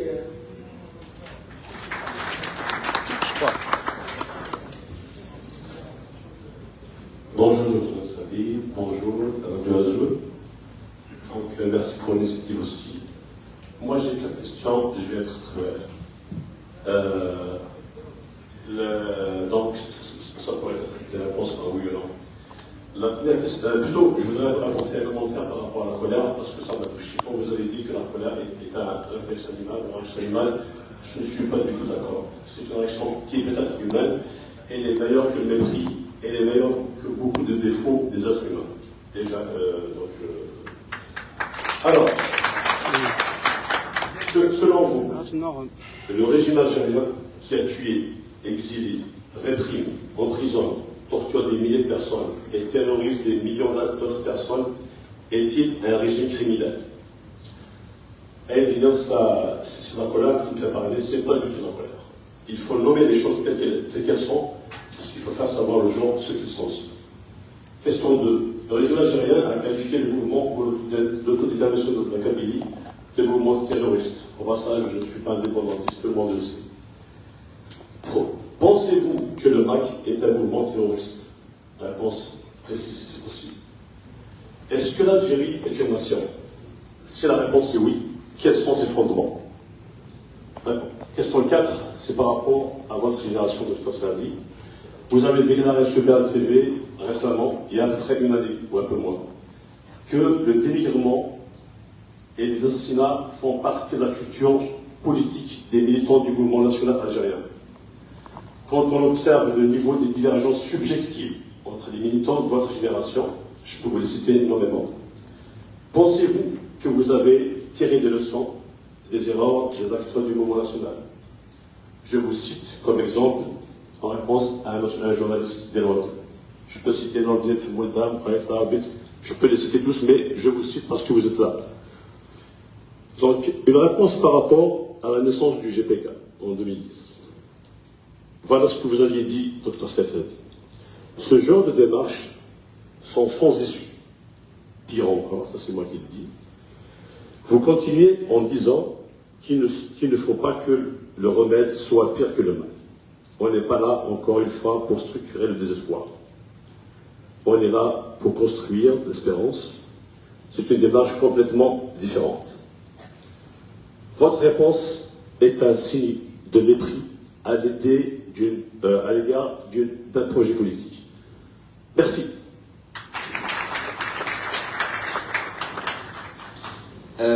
Au vu du nombre de personnes qui veulent poser des questions, je ne peux pas vous assurer que vous pourrez tous poser votre question. Il y aura une séance de dédicace après, donc peut-être que ce sera le moment. Bref, mais allez-y. Allez-y, madame. Azur, Dr. Sadi, moi j'ai 2 questions. La première, est-ce qu'il y a vraiment une opposition en Algérie? Ma deuxième question, mais je vais d'abord faire un petit commentaire, un petit détour. Vous aviez parlé de l'importance de la stabilité en Kabylie et ce qu'elle pourrait avoir comme impact sur le reste de l'Algérie. Sous cet angle, peut-être je partagerai ce point de vue avec vous, mais l'inverse, j'en doute fort. Alors, ma question, elle tourne autour de ce fameux souffle dont vous parliez. Vous avez parlé d'un souffle qui pourrait émaner de la diaspora.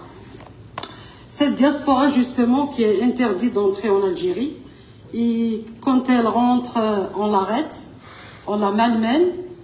Il y a tellement de choses, il y a beaucoup de compatriotes qui ont été arrêtés, emprisonnés ou terrorisés, terrifiés, ou plein de choses. Hein. Les adjectifs ne manquent pas. Alors, ce souffle-là, pour des Canadiens d'origine algérienne, et des Kabyles en particulier, est-ce qu'il pourrait se concrétiser s'il n'y avait pas un gouvernement d'opposition à l'étranger? Une opposition algérienne, mais est-ce que c'est possible qu'il y ait une instance d'opposition à l'étranger et la diaspora pourraient s'impliquer, aider, soutenir, pas dans le sens juste soutenir, mais vraiment s'impliquer d'une façon effective. Merci. Je vais répondre à ces questions-là. Bon, qu'est-ce qu'on a? Ça devient un peu lassant, mais enfin, on va faire avec. Comment je commence à vous dire que je ne suis pas autonomiste indépendantiste, alors qu'est-ce que ce serait si vous l'étiez? Enfin, bon, moi, je préfère les gens qui viennent à drapeau déployé. Alors, on vous dit, on ne croit pas à votre initiative, on est méprisant. En gros, si on ne se couche pas devant vous, vous réalisez un peu la baptisation des esprits que vous êtes arrivés à mettre en place. Je ne crois pas à l'initiative qui consiste à annoncer une énormité comme l'indépendance d'une région sans avoir réfléchi une fraction de seconde sur les données démographiques, sur les données géopolitiques, sur les données institutionnelles, sur les données économiques. Et si on n'arrive pas à convaincre, encore une fois, on doit quand même se poser ces questions plutôt que de dire vous me méprisez parce que vous ne vous êtes pas soumis. Mais qu'est-ce que vous voulez qu'on vous dise? Ça fait 10 fois que je ne crois pas à cette démarche.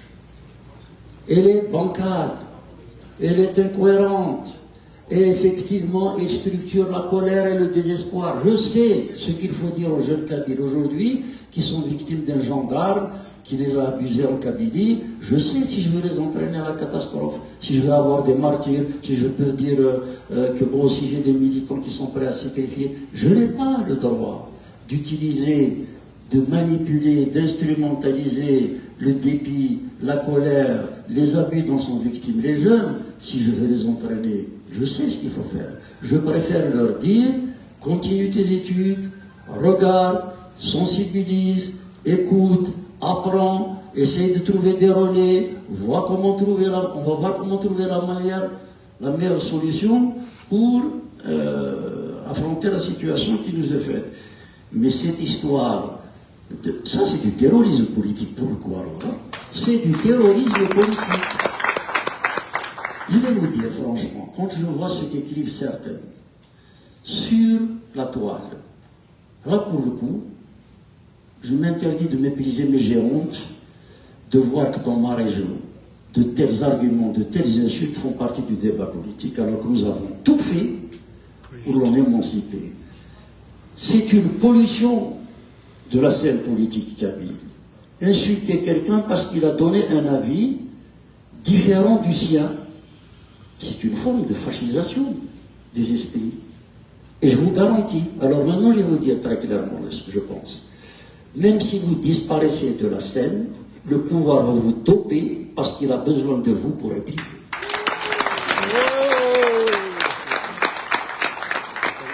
Je vous le dis très clairement, fraternellement, j'espère que vous ne le prendrez pas comme une volonté d'alimenter la polémique. C'est vous qui m'avez amené sur ce terrain-là. Je passe mon temps à vous dire, moi je me battrai pour que vous puissiez vous défendre. Vous êtes en train de tirer vers le bas tout ce que nous avons construit de plus précieux. Une conscience citoyenne, structurée, construite, admirée, argumentée, convaincante, vous êtes en train de la raser. J'ai lu dernièrement, alors je vais en parler, c'est mon frère, j'ai lu dernièrement une fille que je connais. Hansadi a été invitée par l'association Mouloud Mamri Nafieni, qui commémorait l'anniversaire de sa disparition, ou peu importe, à l'occasion de Mouloud Mamri. Il n'y a pas une personne qui a connu et compris Mouloud Mamri comme lui. Ils l'ont invité, il est parti. Comme il y avait le chef d'ailleurs, il y avait un gendarme à côté. Donc il y avait une photo. Elle prend la photo. J'espère que tu lui as dédicacé j'espère que tu as dédicacé au gendarme arabe ton livre, etc. Alors allons-y maintenant, puisque vous voulez des conférences. Hansadi, le jour où Farhat a été arrêté, a coupé son salaire en deux pour donner la moitié à la famille.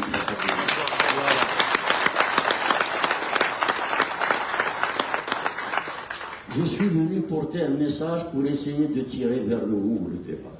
Et vous voyez un peu où vous nous ramenez. Le pouvoir ne fera pas une pollution équivalente justement aux polluants. Laissez-nous débattre, laissez-nous réfléchir. La situation est compliquée. La situation est délicate. Quand je dis que la colère est un réflexe animal, en politique, c'est la pire des choses. L'animal, il a le droit de rouler dans les brancards. L'animal, il a le droit de commettre quelque chose qui n'est pas à la hauteur de ce qu'il est. Mais nous sommes en droit d'attendre des responsables politiques qu'ils essayent de faire un peu attention à ce qu'ils disent. Je vais vous dire, en 1980, la sécurité militaire, la police politique de l'époque, avait décidé d'attaquer quelques arabophones, des arabophones qui viennent dans des tentes pour casser de la pierre, pour dire que le MCD vient d'attaquer des Arabes, donc nous sommes des anti-arabes, donc nous sommes des racistes, etc. Donc le racisme, on le subissait matin, midi et soir. Dans l'heure qui suit, il y a un hôpital à côté, ceux qui connaissent la région, un hôpital psychiatrique à Ouadaïssi. J'ai été informé, dans l'heure qui suit, j'ai envoyé des infirmiers, on a envoyé des étudiants, c'est nous qui avons fait un cordon sanitaire autour de ces populations pour pas qu'elles soient agressives. Qu'est-ce qui s'est passé là-bas hier, Qu'est-ce qui s'est passé là-bas? De jeunes Kabyles ont incendié, ont tué et incendié un jeune arabophone à 60 mètres de la statue d'Abba, il doit se retourner dans sa tombe. On ne peut pas penser que les propos irresponsables, poussant à la détestation de l'autre, ont travaillé d'une manière ou d'une autre à ces jeunes-là. Il faut faire attention à ce qu'on dit. Et même lorsqu'on appelle à un débat serein, il faut toujours qu'il y ait cette toxine qui pollue, qui empêche les gens de réfléchir. Ce n'est pas sérieux. Ce n'est pas sérieux.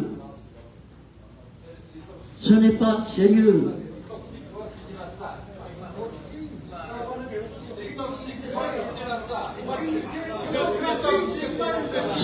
Non, non, non, écoutez, écoutez. Non, non, écoutez, ils ont le droit de partir.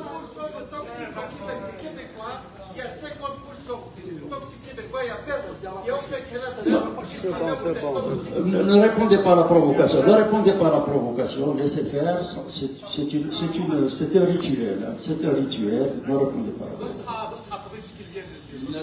Notre café littéraire n'a pas pour objectif de susciter ce genre de réaction. Monsieur. Ne répondez pas, ne répondez pas, ne répondez pas.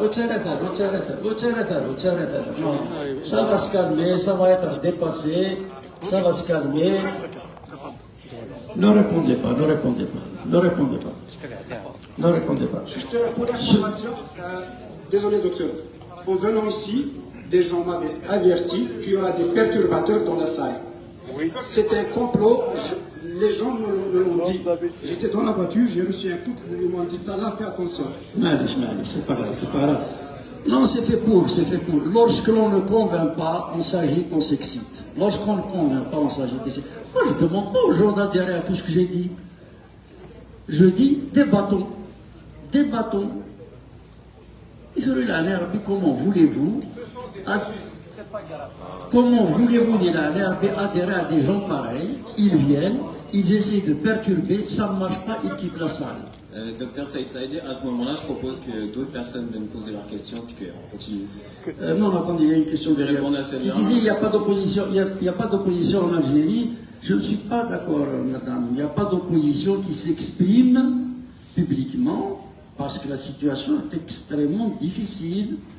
Depuis 2020, le climat politique a atteint un niveau de répression qui fait qu'on ne peut pas avoir une activité ouverte dans un climat apaisé.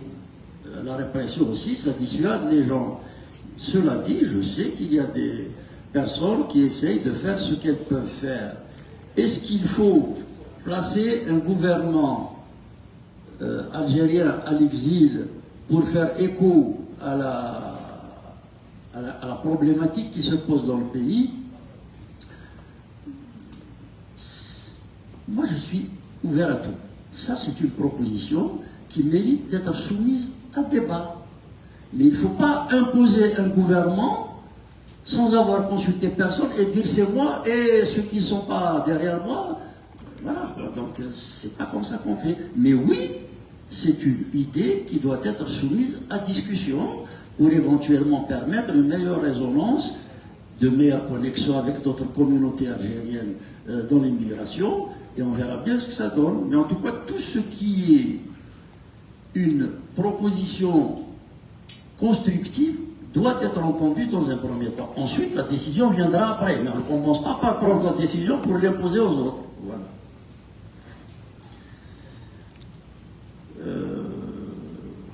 Voilà, je crois que j'ai répondu aux questions. Merci. On peut passer aux questions suivantes, s'il vous plaît. Je vais détendre l'atmosphère, docteur. Je vous ai lu, je vous lis beaucoup. Est-ce que vous m'entendez? Oui, oui, je vous entends bien, je vous entends bien. Je vous lis beaucoup. Et un de vos livres, c'était le livre Culture et démocratie. Oui. Un des passages, vous avez dit, je vous lis, lorsqu'un peuple a perdu la capacité d'engendrer une réflexion de son devenir, alors il ne porte en lui que les résidus des valeurs qui ont permis son existence jusque-là. Et aujourd'hui, vous mettez un panorama, vous mettez en rouge le combat. Vous savez très bien, docteur, et j'adhère à ce que vous dites, mais le combat aujourd'hui a des prérequis. Faudrait-il avoir ces prérequis parce que c'est redondant finalement. C'est pas que je me décourage, et vous le disiez si bien, vous disiez que c'est pas aujourd'hui véritablement qu'on pourrait avoir la lumière, mais on en a marre. C'est trop. Est-ce que le modèle, la configuration qui a été mise en place est amplement suffisante pour pouvoir juguler toutes ces carences? Merci. Merci. Si je peux avoir droit à une question. Il y a une semaine ou deux, à l'occasion du 20 avril, il y a un magazine auquel le professeur Chaker a accordé une entrevue. Chaker, entre autres, il parlait de la problématique de la Kabylie et des minorités linguistiques. Chaker avait insisté sur le fait que la Kabylie devrait évoluer dans un climat démocratique et rattaché au reste du pays parce qu'on a des connexions profondes, sociologiquement, démographiquement, historiquement.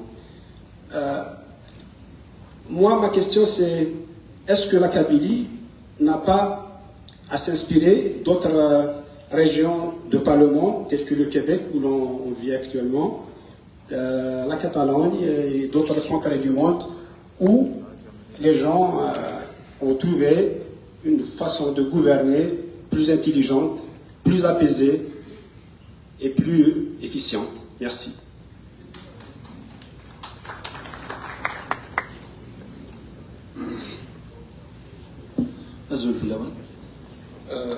J'ai une question précise. La révolution des sourires, la révolution. Ma question est la suivante. Pourquoi la classe politique ne s'est-elle pas organisée pour aller négocier une transition pacifique vers la démocratie lors des événements, pas des événements, des manifestations juste après le 22 février. On a assisté à une folklorisation, je dis bien une folklorisation d'un mouvement extraordinaire dans lequel le pouvoir s'est très très bien servi. Il l'a retourné amplement et entièrement contre la population pour asseoir sa dictature pire que celle qui était dans les années 70. On va prendre cette série, on va prendre une autre, et puis je pense qu'après ça, les questions se recoupent. Hein. Ce sera la dernière question, donc. Après c'est là. On peut prendre le série après, mais peut-être... voilà. Donc les prérequis du combat, qui doivent effectivement préfigurer toute initiative combattante, de lutte.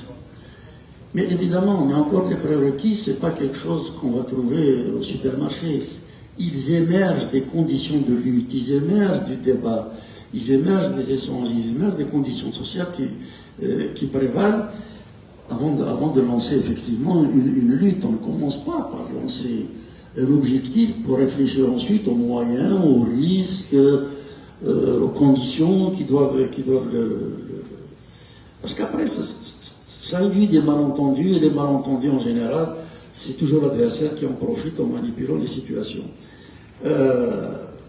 Est-ce qu'il y a des expériences de par le monde qui doivent inspirer la situation en Algérie? Oui, vous êtes dans un pays énorme, dont les ressources naturelles sont à peu près équivalentes à celles qui existent en Algérie, notamment en matière des hydrocarbures. Vous avez un pays où vous êtes plurilingue, c'est-à-dire une multiplicité de cultures. Il faut trouver des compromis, des modus vivendi où les différentes communautés puissent les unes et les autres s'accepter, pour ne pas dire se tolérer. Mais chaque expérience est une entité singulière. Les autres expériences peuvent être riches d'enseignements, mais on ne peut pas dupliquer l'expérience canadienne ou l'expérience espagnole. On peut voir comment est-ce que des pays qui ont des histoires plurielles, quelquefois complexes, à l'occasion conflictuelle, ont réussi à la déplacer en inventant des outils institutionnels qui permettent aux uns et aux autres d'exister, non pas contre, mais avec les autres communautés. Donc oui, les autres expériences, notamment l'expérience canadienne, méritent d'être entendues, étant entendu que la Kabylie n'a pas les capacités économiques, spatiales du Québec. Il y a plus de Kabyles qui vivent en dehors de la Kabylie que sur le territoire kabyle. Qu'est-ce qu'on va faire de ces gens-là? Le problème que nous devons discuter, et moi je l'ai mis en discussion dans une association Afouz que j'avais lancée il y a une dizaine d'années de cela, mais je vais y arriver. Le problème, c'est le problème du foncier en Kabylie. Si la démographie augmente et que l'immigration n'absorbe pas définitivement tous les gens qui vont arriver, qui vont naître, ça va être une conflictualité effroyable.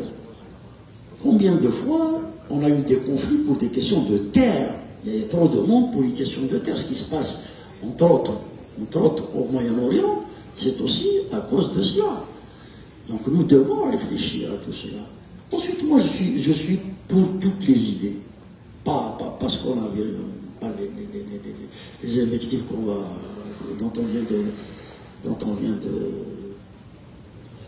auxquelles on vient d'assister, mais toutes les idées dans l'absolu, toute idée mérite d'être entendue. La preuve, c'est que l'esprit l'a conçue. Si elle est sortie d'un crâne, c'est qu'elle mérite d'être entendue. Mais il faut absolument la soumettre au débat. Question du 22 février, l'insurrection citoyenne, que moi je n'appelle pas Hirak. Pour la petite histoire, le mot Hirak, pour vous dire que les islamistes du travail, ce sont des islamistes qui ont pris un terme qui a été calqué sur une révolte qui a eu lieu dans le Rif, Smanas Hirak, mais c'est des islamistes qui sont partis de Hollande et d'Allemagne, qui ont squatté cette insurrection du Rif, qui a avorté d'ailleurs, parce que je suis ramené, et les islamistes ont importé ce terme pour calquer sur ce que moi j'appelle une insurrection citoyenne. Bon, vous avez entièrement raison, je ne l'appelle pas, je ne sais pas ce que vous faites dans la vie, mais en tout cas j'adhère totalement à votre interrogation, à votre surprise, parce que le peuple était dans la rue. Quand vous avez 22 millions un vendredi dans la rue, et c'est des satellites américains qui ont fait l'estimation, on ne peut pas demander plus grande mobilisation. Un Algérien sur deux était dans la rue. Donc voilà. C'est les élites qui ont fait. Nous avons été un certain nombre d'anciens d'Amérique à avoir lancé une plateforme que vous pouvez avoir d'ailleurs, qu'on appelait l'ALD, Algérie libre et démocratique, pour dire comment il fallait effectivement canaliser ce mouvement, pas au sens de contrôler, c'est-à-dire qu'il ne parte pas dans tous les sens, lui éviter l'infiltration des islamistes, qui a été une des causes, c'est pas la seule, qui a été une des causes de son essoufflement. Moi j'étais là-bas au début. Au début, il y avait presque autant de femmes que d'hommes. Je n'ai pas entendu une insulte, je n'ai pas entendu une bousculade d'un homme sur une femme.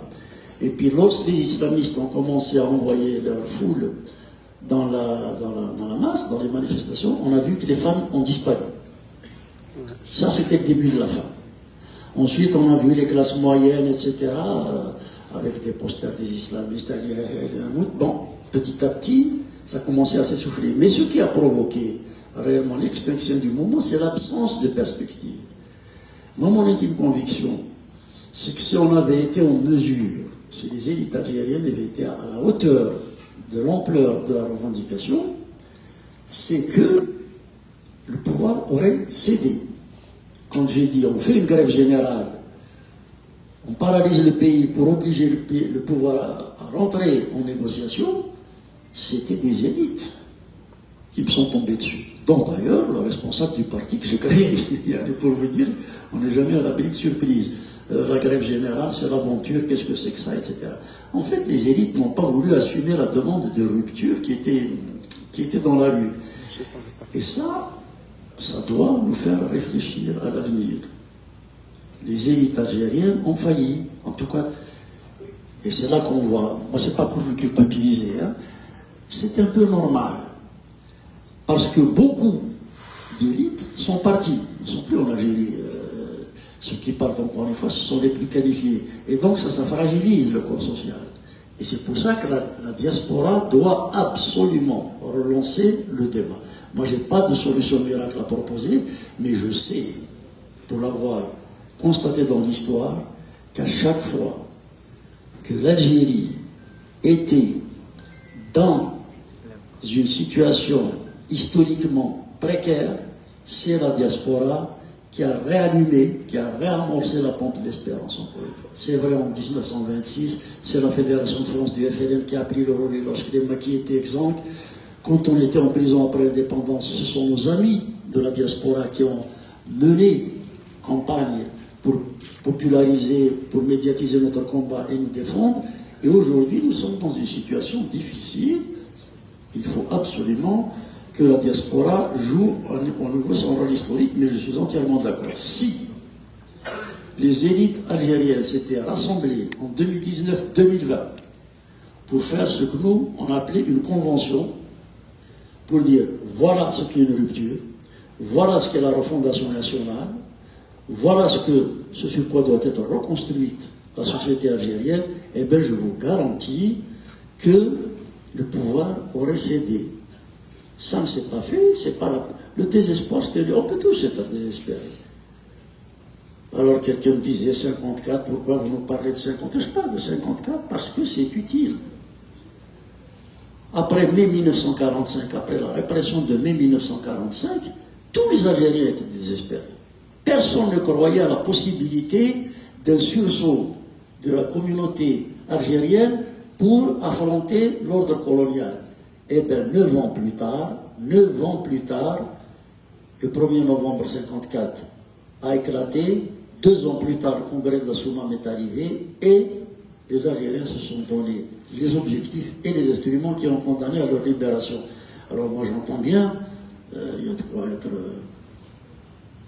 un peu chagrin, inquiet, etc. Mais encore une fois, ce n'est pas la colère et l'insulte, et encore moins les provocations, comme celle auquel on vient d'assister, qui vont faire avancer le débat. C'est le moment où il faut être absolument froid, lucide, serein, disponible. Voilà. Merci, docteur. Une dernière seule question. Donc je viens de finir, mais je viens juste de poser des questions. Ce sont des questions qui ont créé ce que Dr Sadi qualifie de toxique.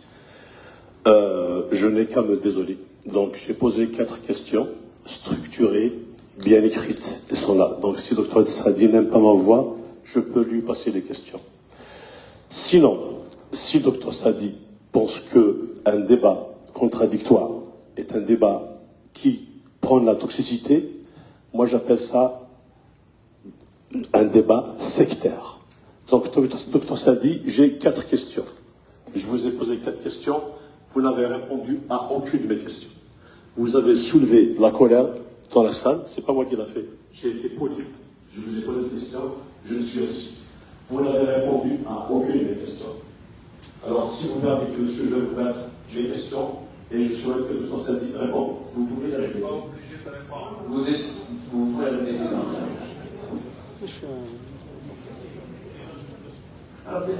C'est quand même incroyable. C'est des injonctions. Je suis en train de vous dire que cette manière de procéder ne fait pas partie de ma culture politique. Souffrez que je puisse avoir une autre manière. Vous commencez par dire c'est du BPI. J'ai pas envie de polémiquer avec vous. Voilà. Ça, c'est un débat. Voilà. Merci, on va passer aux questions suivantes, monsieur.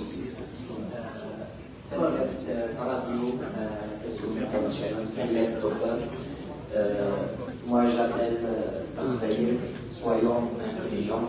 Je me rappelle, j'étais militant ouvrier anti-Daesh.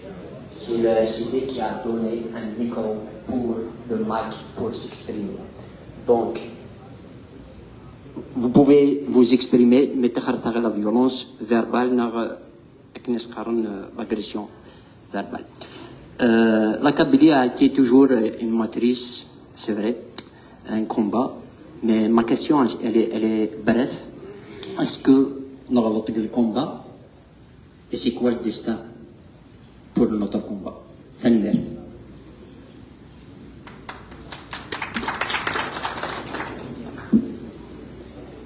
Azoul, docteur. Azoul.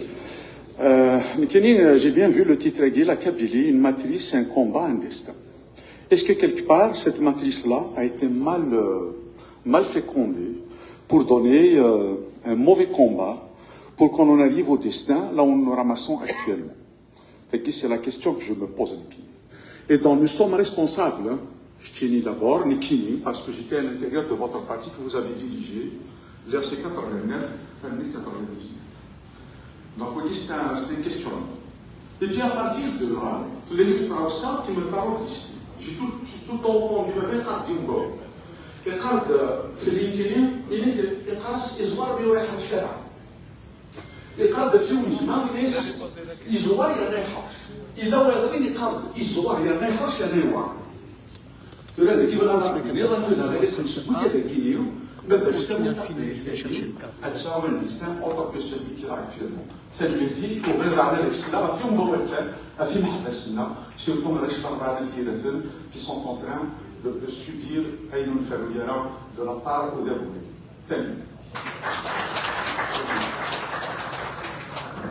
Voilà, dans cette fois-là, s'il fallait partager le dépit, le découragement, j'aurais bien voulu que ça aille très vite.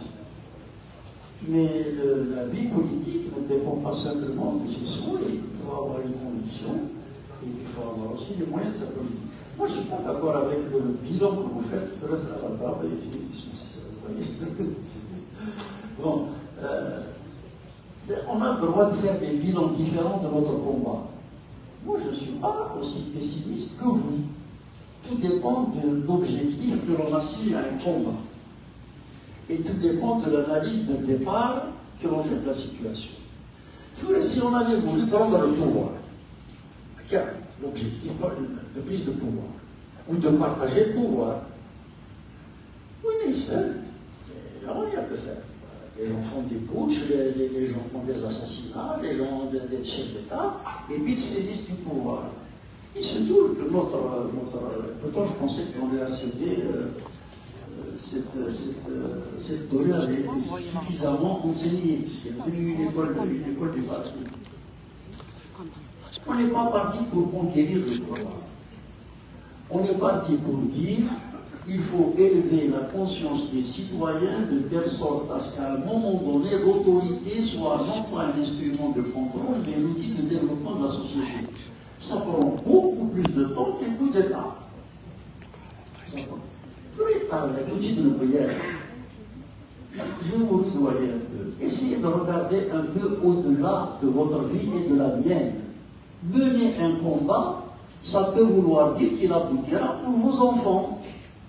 Ça peut vouloir dire que nous, on n'assistera pas à l'avènement de ce pourquoi nous nous battons. Et il faut l'accepter. Une société démocratique, dans un pays en plus où c'est l'arabo-islamisme, ça ne construit pas en quelques années. Ça peut prendre plusieurs générations. Il faut accepter de mener ce combat. Mais il y a des nerfs qui n'ont pas ce que ce n'est pas vrai. Je viens de vous dire à 3 reprises. Mais ce qui m'inquiète dans ce genre d'intervention un peu rigide, c'est que le bonhomme ne vient pas pour échanger. Le bonhomme vient pour asséner quelque chose et puis il s'en fout de ce qu'on peut dire. Je viens de vous dire à 3 reprises, qu'on a reçu des jeunes torturés parce qu'ils avaient un alphabet final dans la poche. Et il dit, là, on s'en fout, c'est qu'il fait la finale, t'avais rentré, t'as roulé le final. Je m'en fous, moi je considère que c'est un acquis extraordinaire. Pourquoi? Parce que nous ne sommes pas sur le même rythme politique. Je vais parler la carte ou même quand je parle la carte de Salim.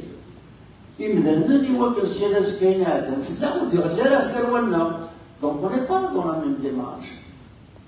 Et ça, par exemple, je vais vous dire, les islamistes, ils font. Alors, voilà encore, je sais tout de suite, je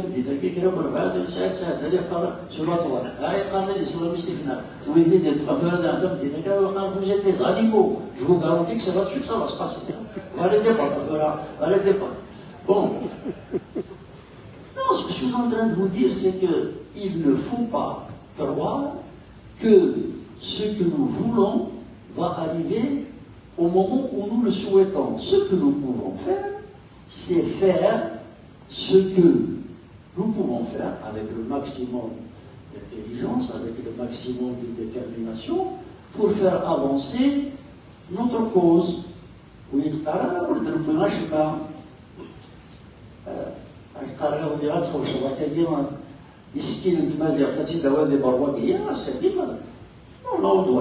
faut qu'on apprenne à se regarder de l'intérieur. Moi, j'ai écrit mes mémoires. Pourquoi? C'est pas pour faire parler de moi. C'est pour qu'on apprenne à se regarder de l'intérieur aussi. Il faut qu'on apprenne à se regarder de l'intérieur aussi. Les classes, صغار تمازيغ ثورة من الترى إلى أن أنزل لمن غير. C'est parce que les élites, c'est parce que nous n'avons pas suffisamment débattu, c'est parce que nous n'avons pas suffisamment échangé, c'est parce que nous n'avons pas suffisamment motivé nos concitoyens pour qu'ils apprennent leur langue là où il est possible de l'apprendre. Donc il faut qu'on se pose des questions, il faut réanimer le débat. Il faut absolument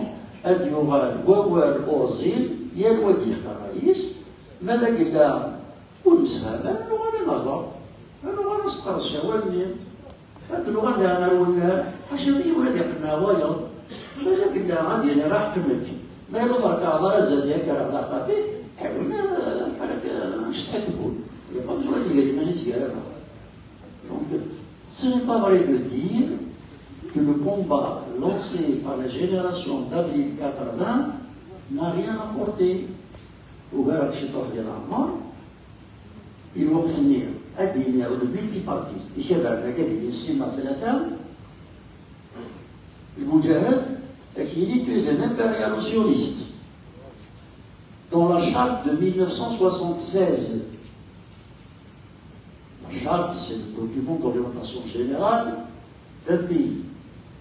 Dans la charte de 1976, il est écrit que le parti unique est une option irréversible.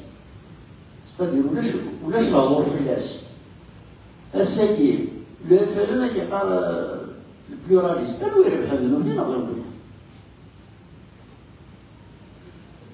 Vous verrez dans le vous ne pouvez pas le dire, il y a, enfin, dans la page 4 de la 4e couverture du tome 4, l'éditeur a trouvé une phrase qui résume bien la situation générale.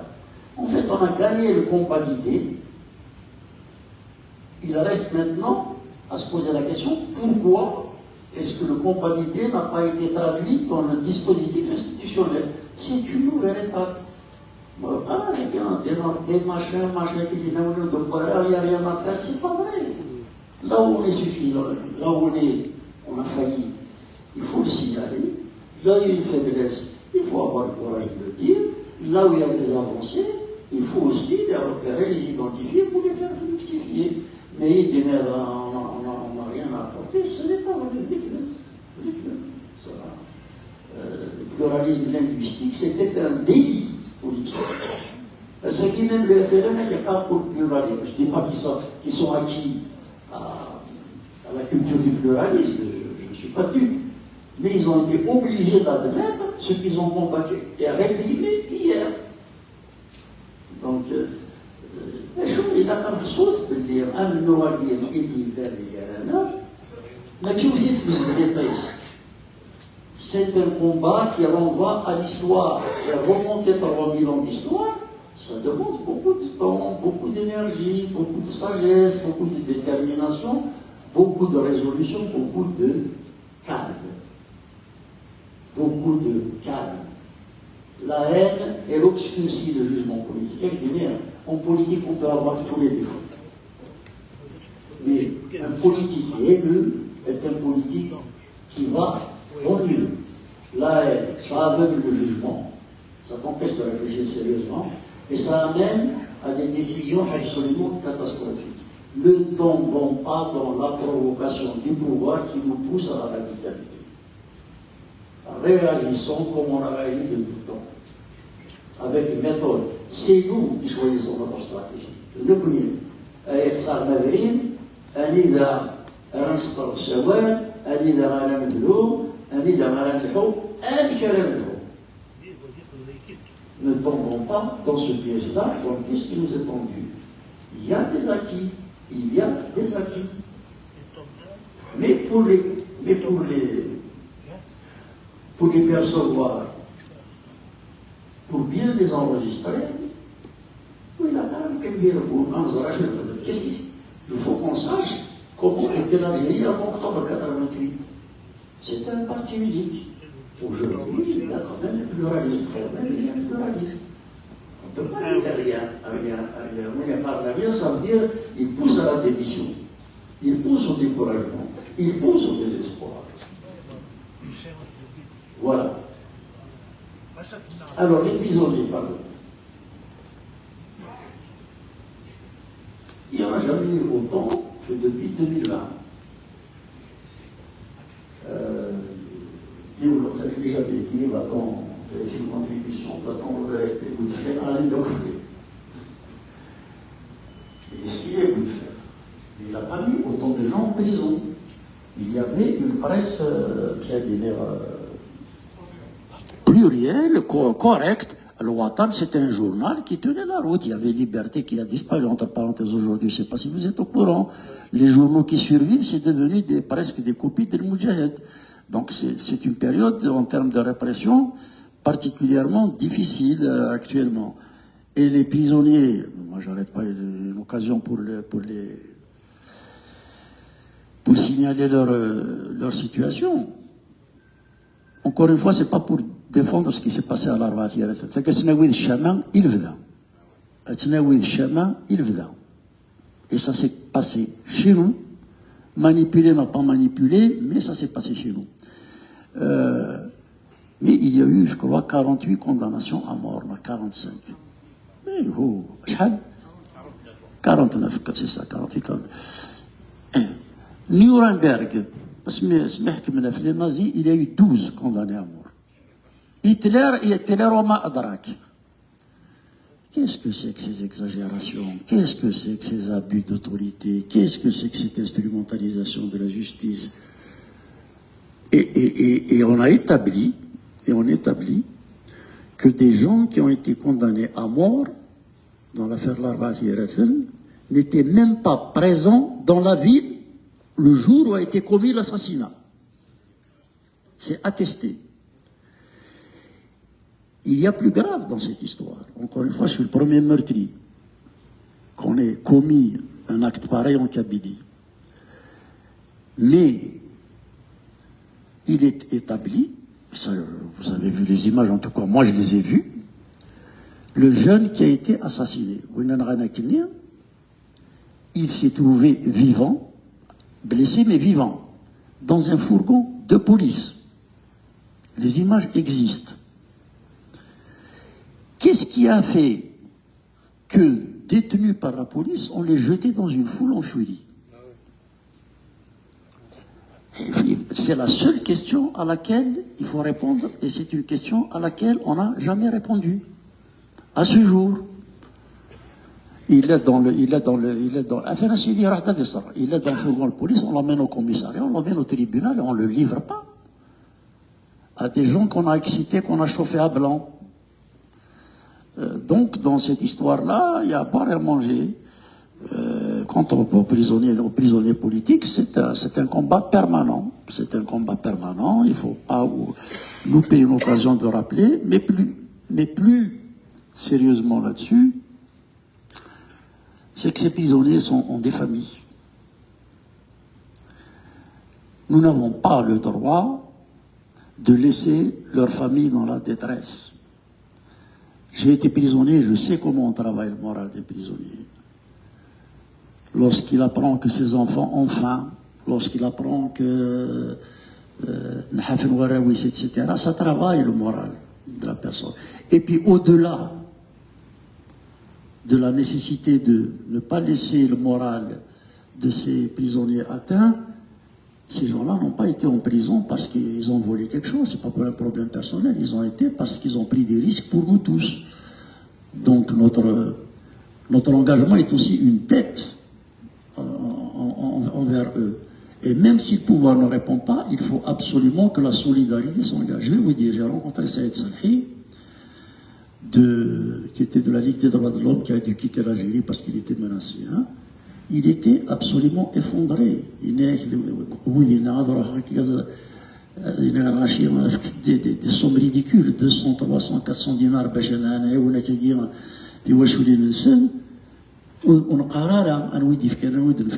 et bien les gens, une partie de la population commençait à manifester une forme de désintérêt. Ça, c'est nous.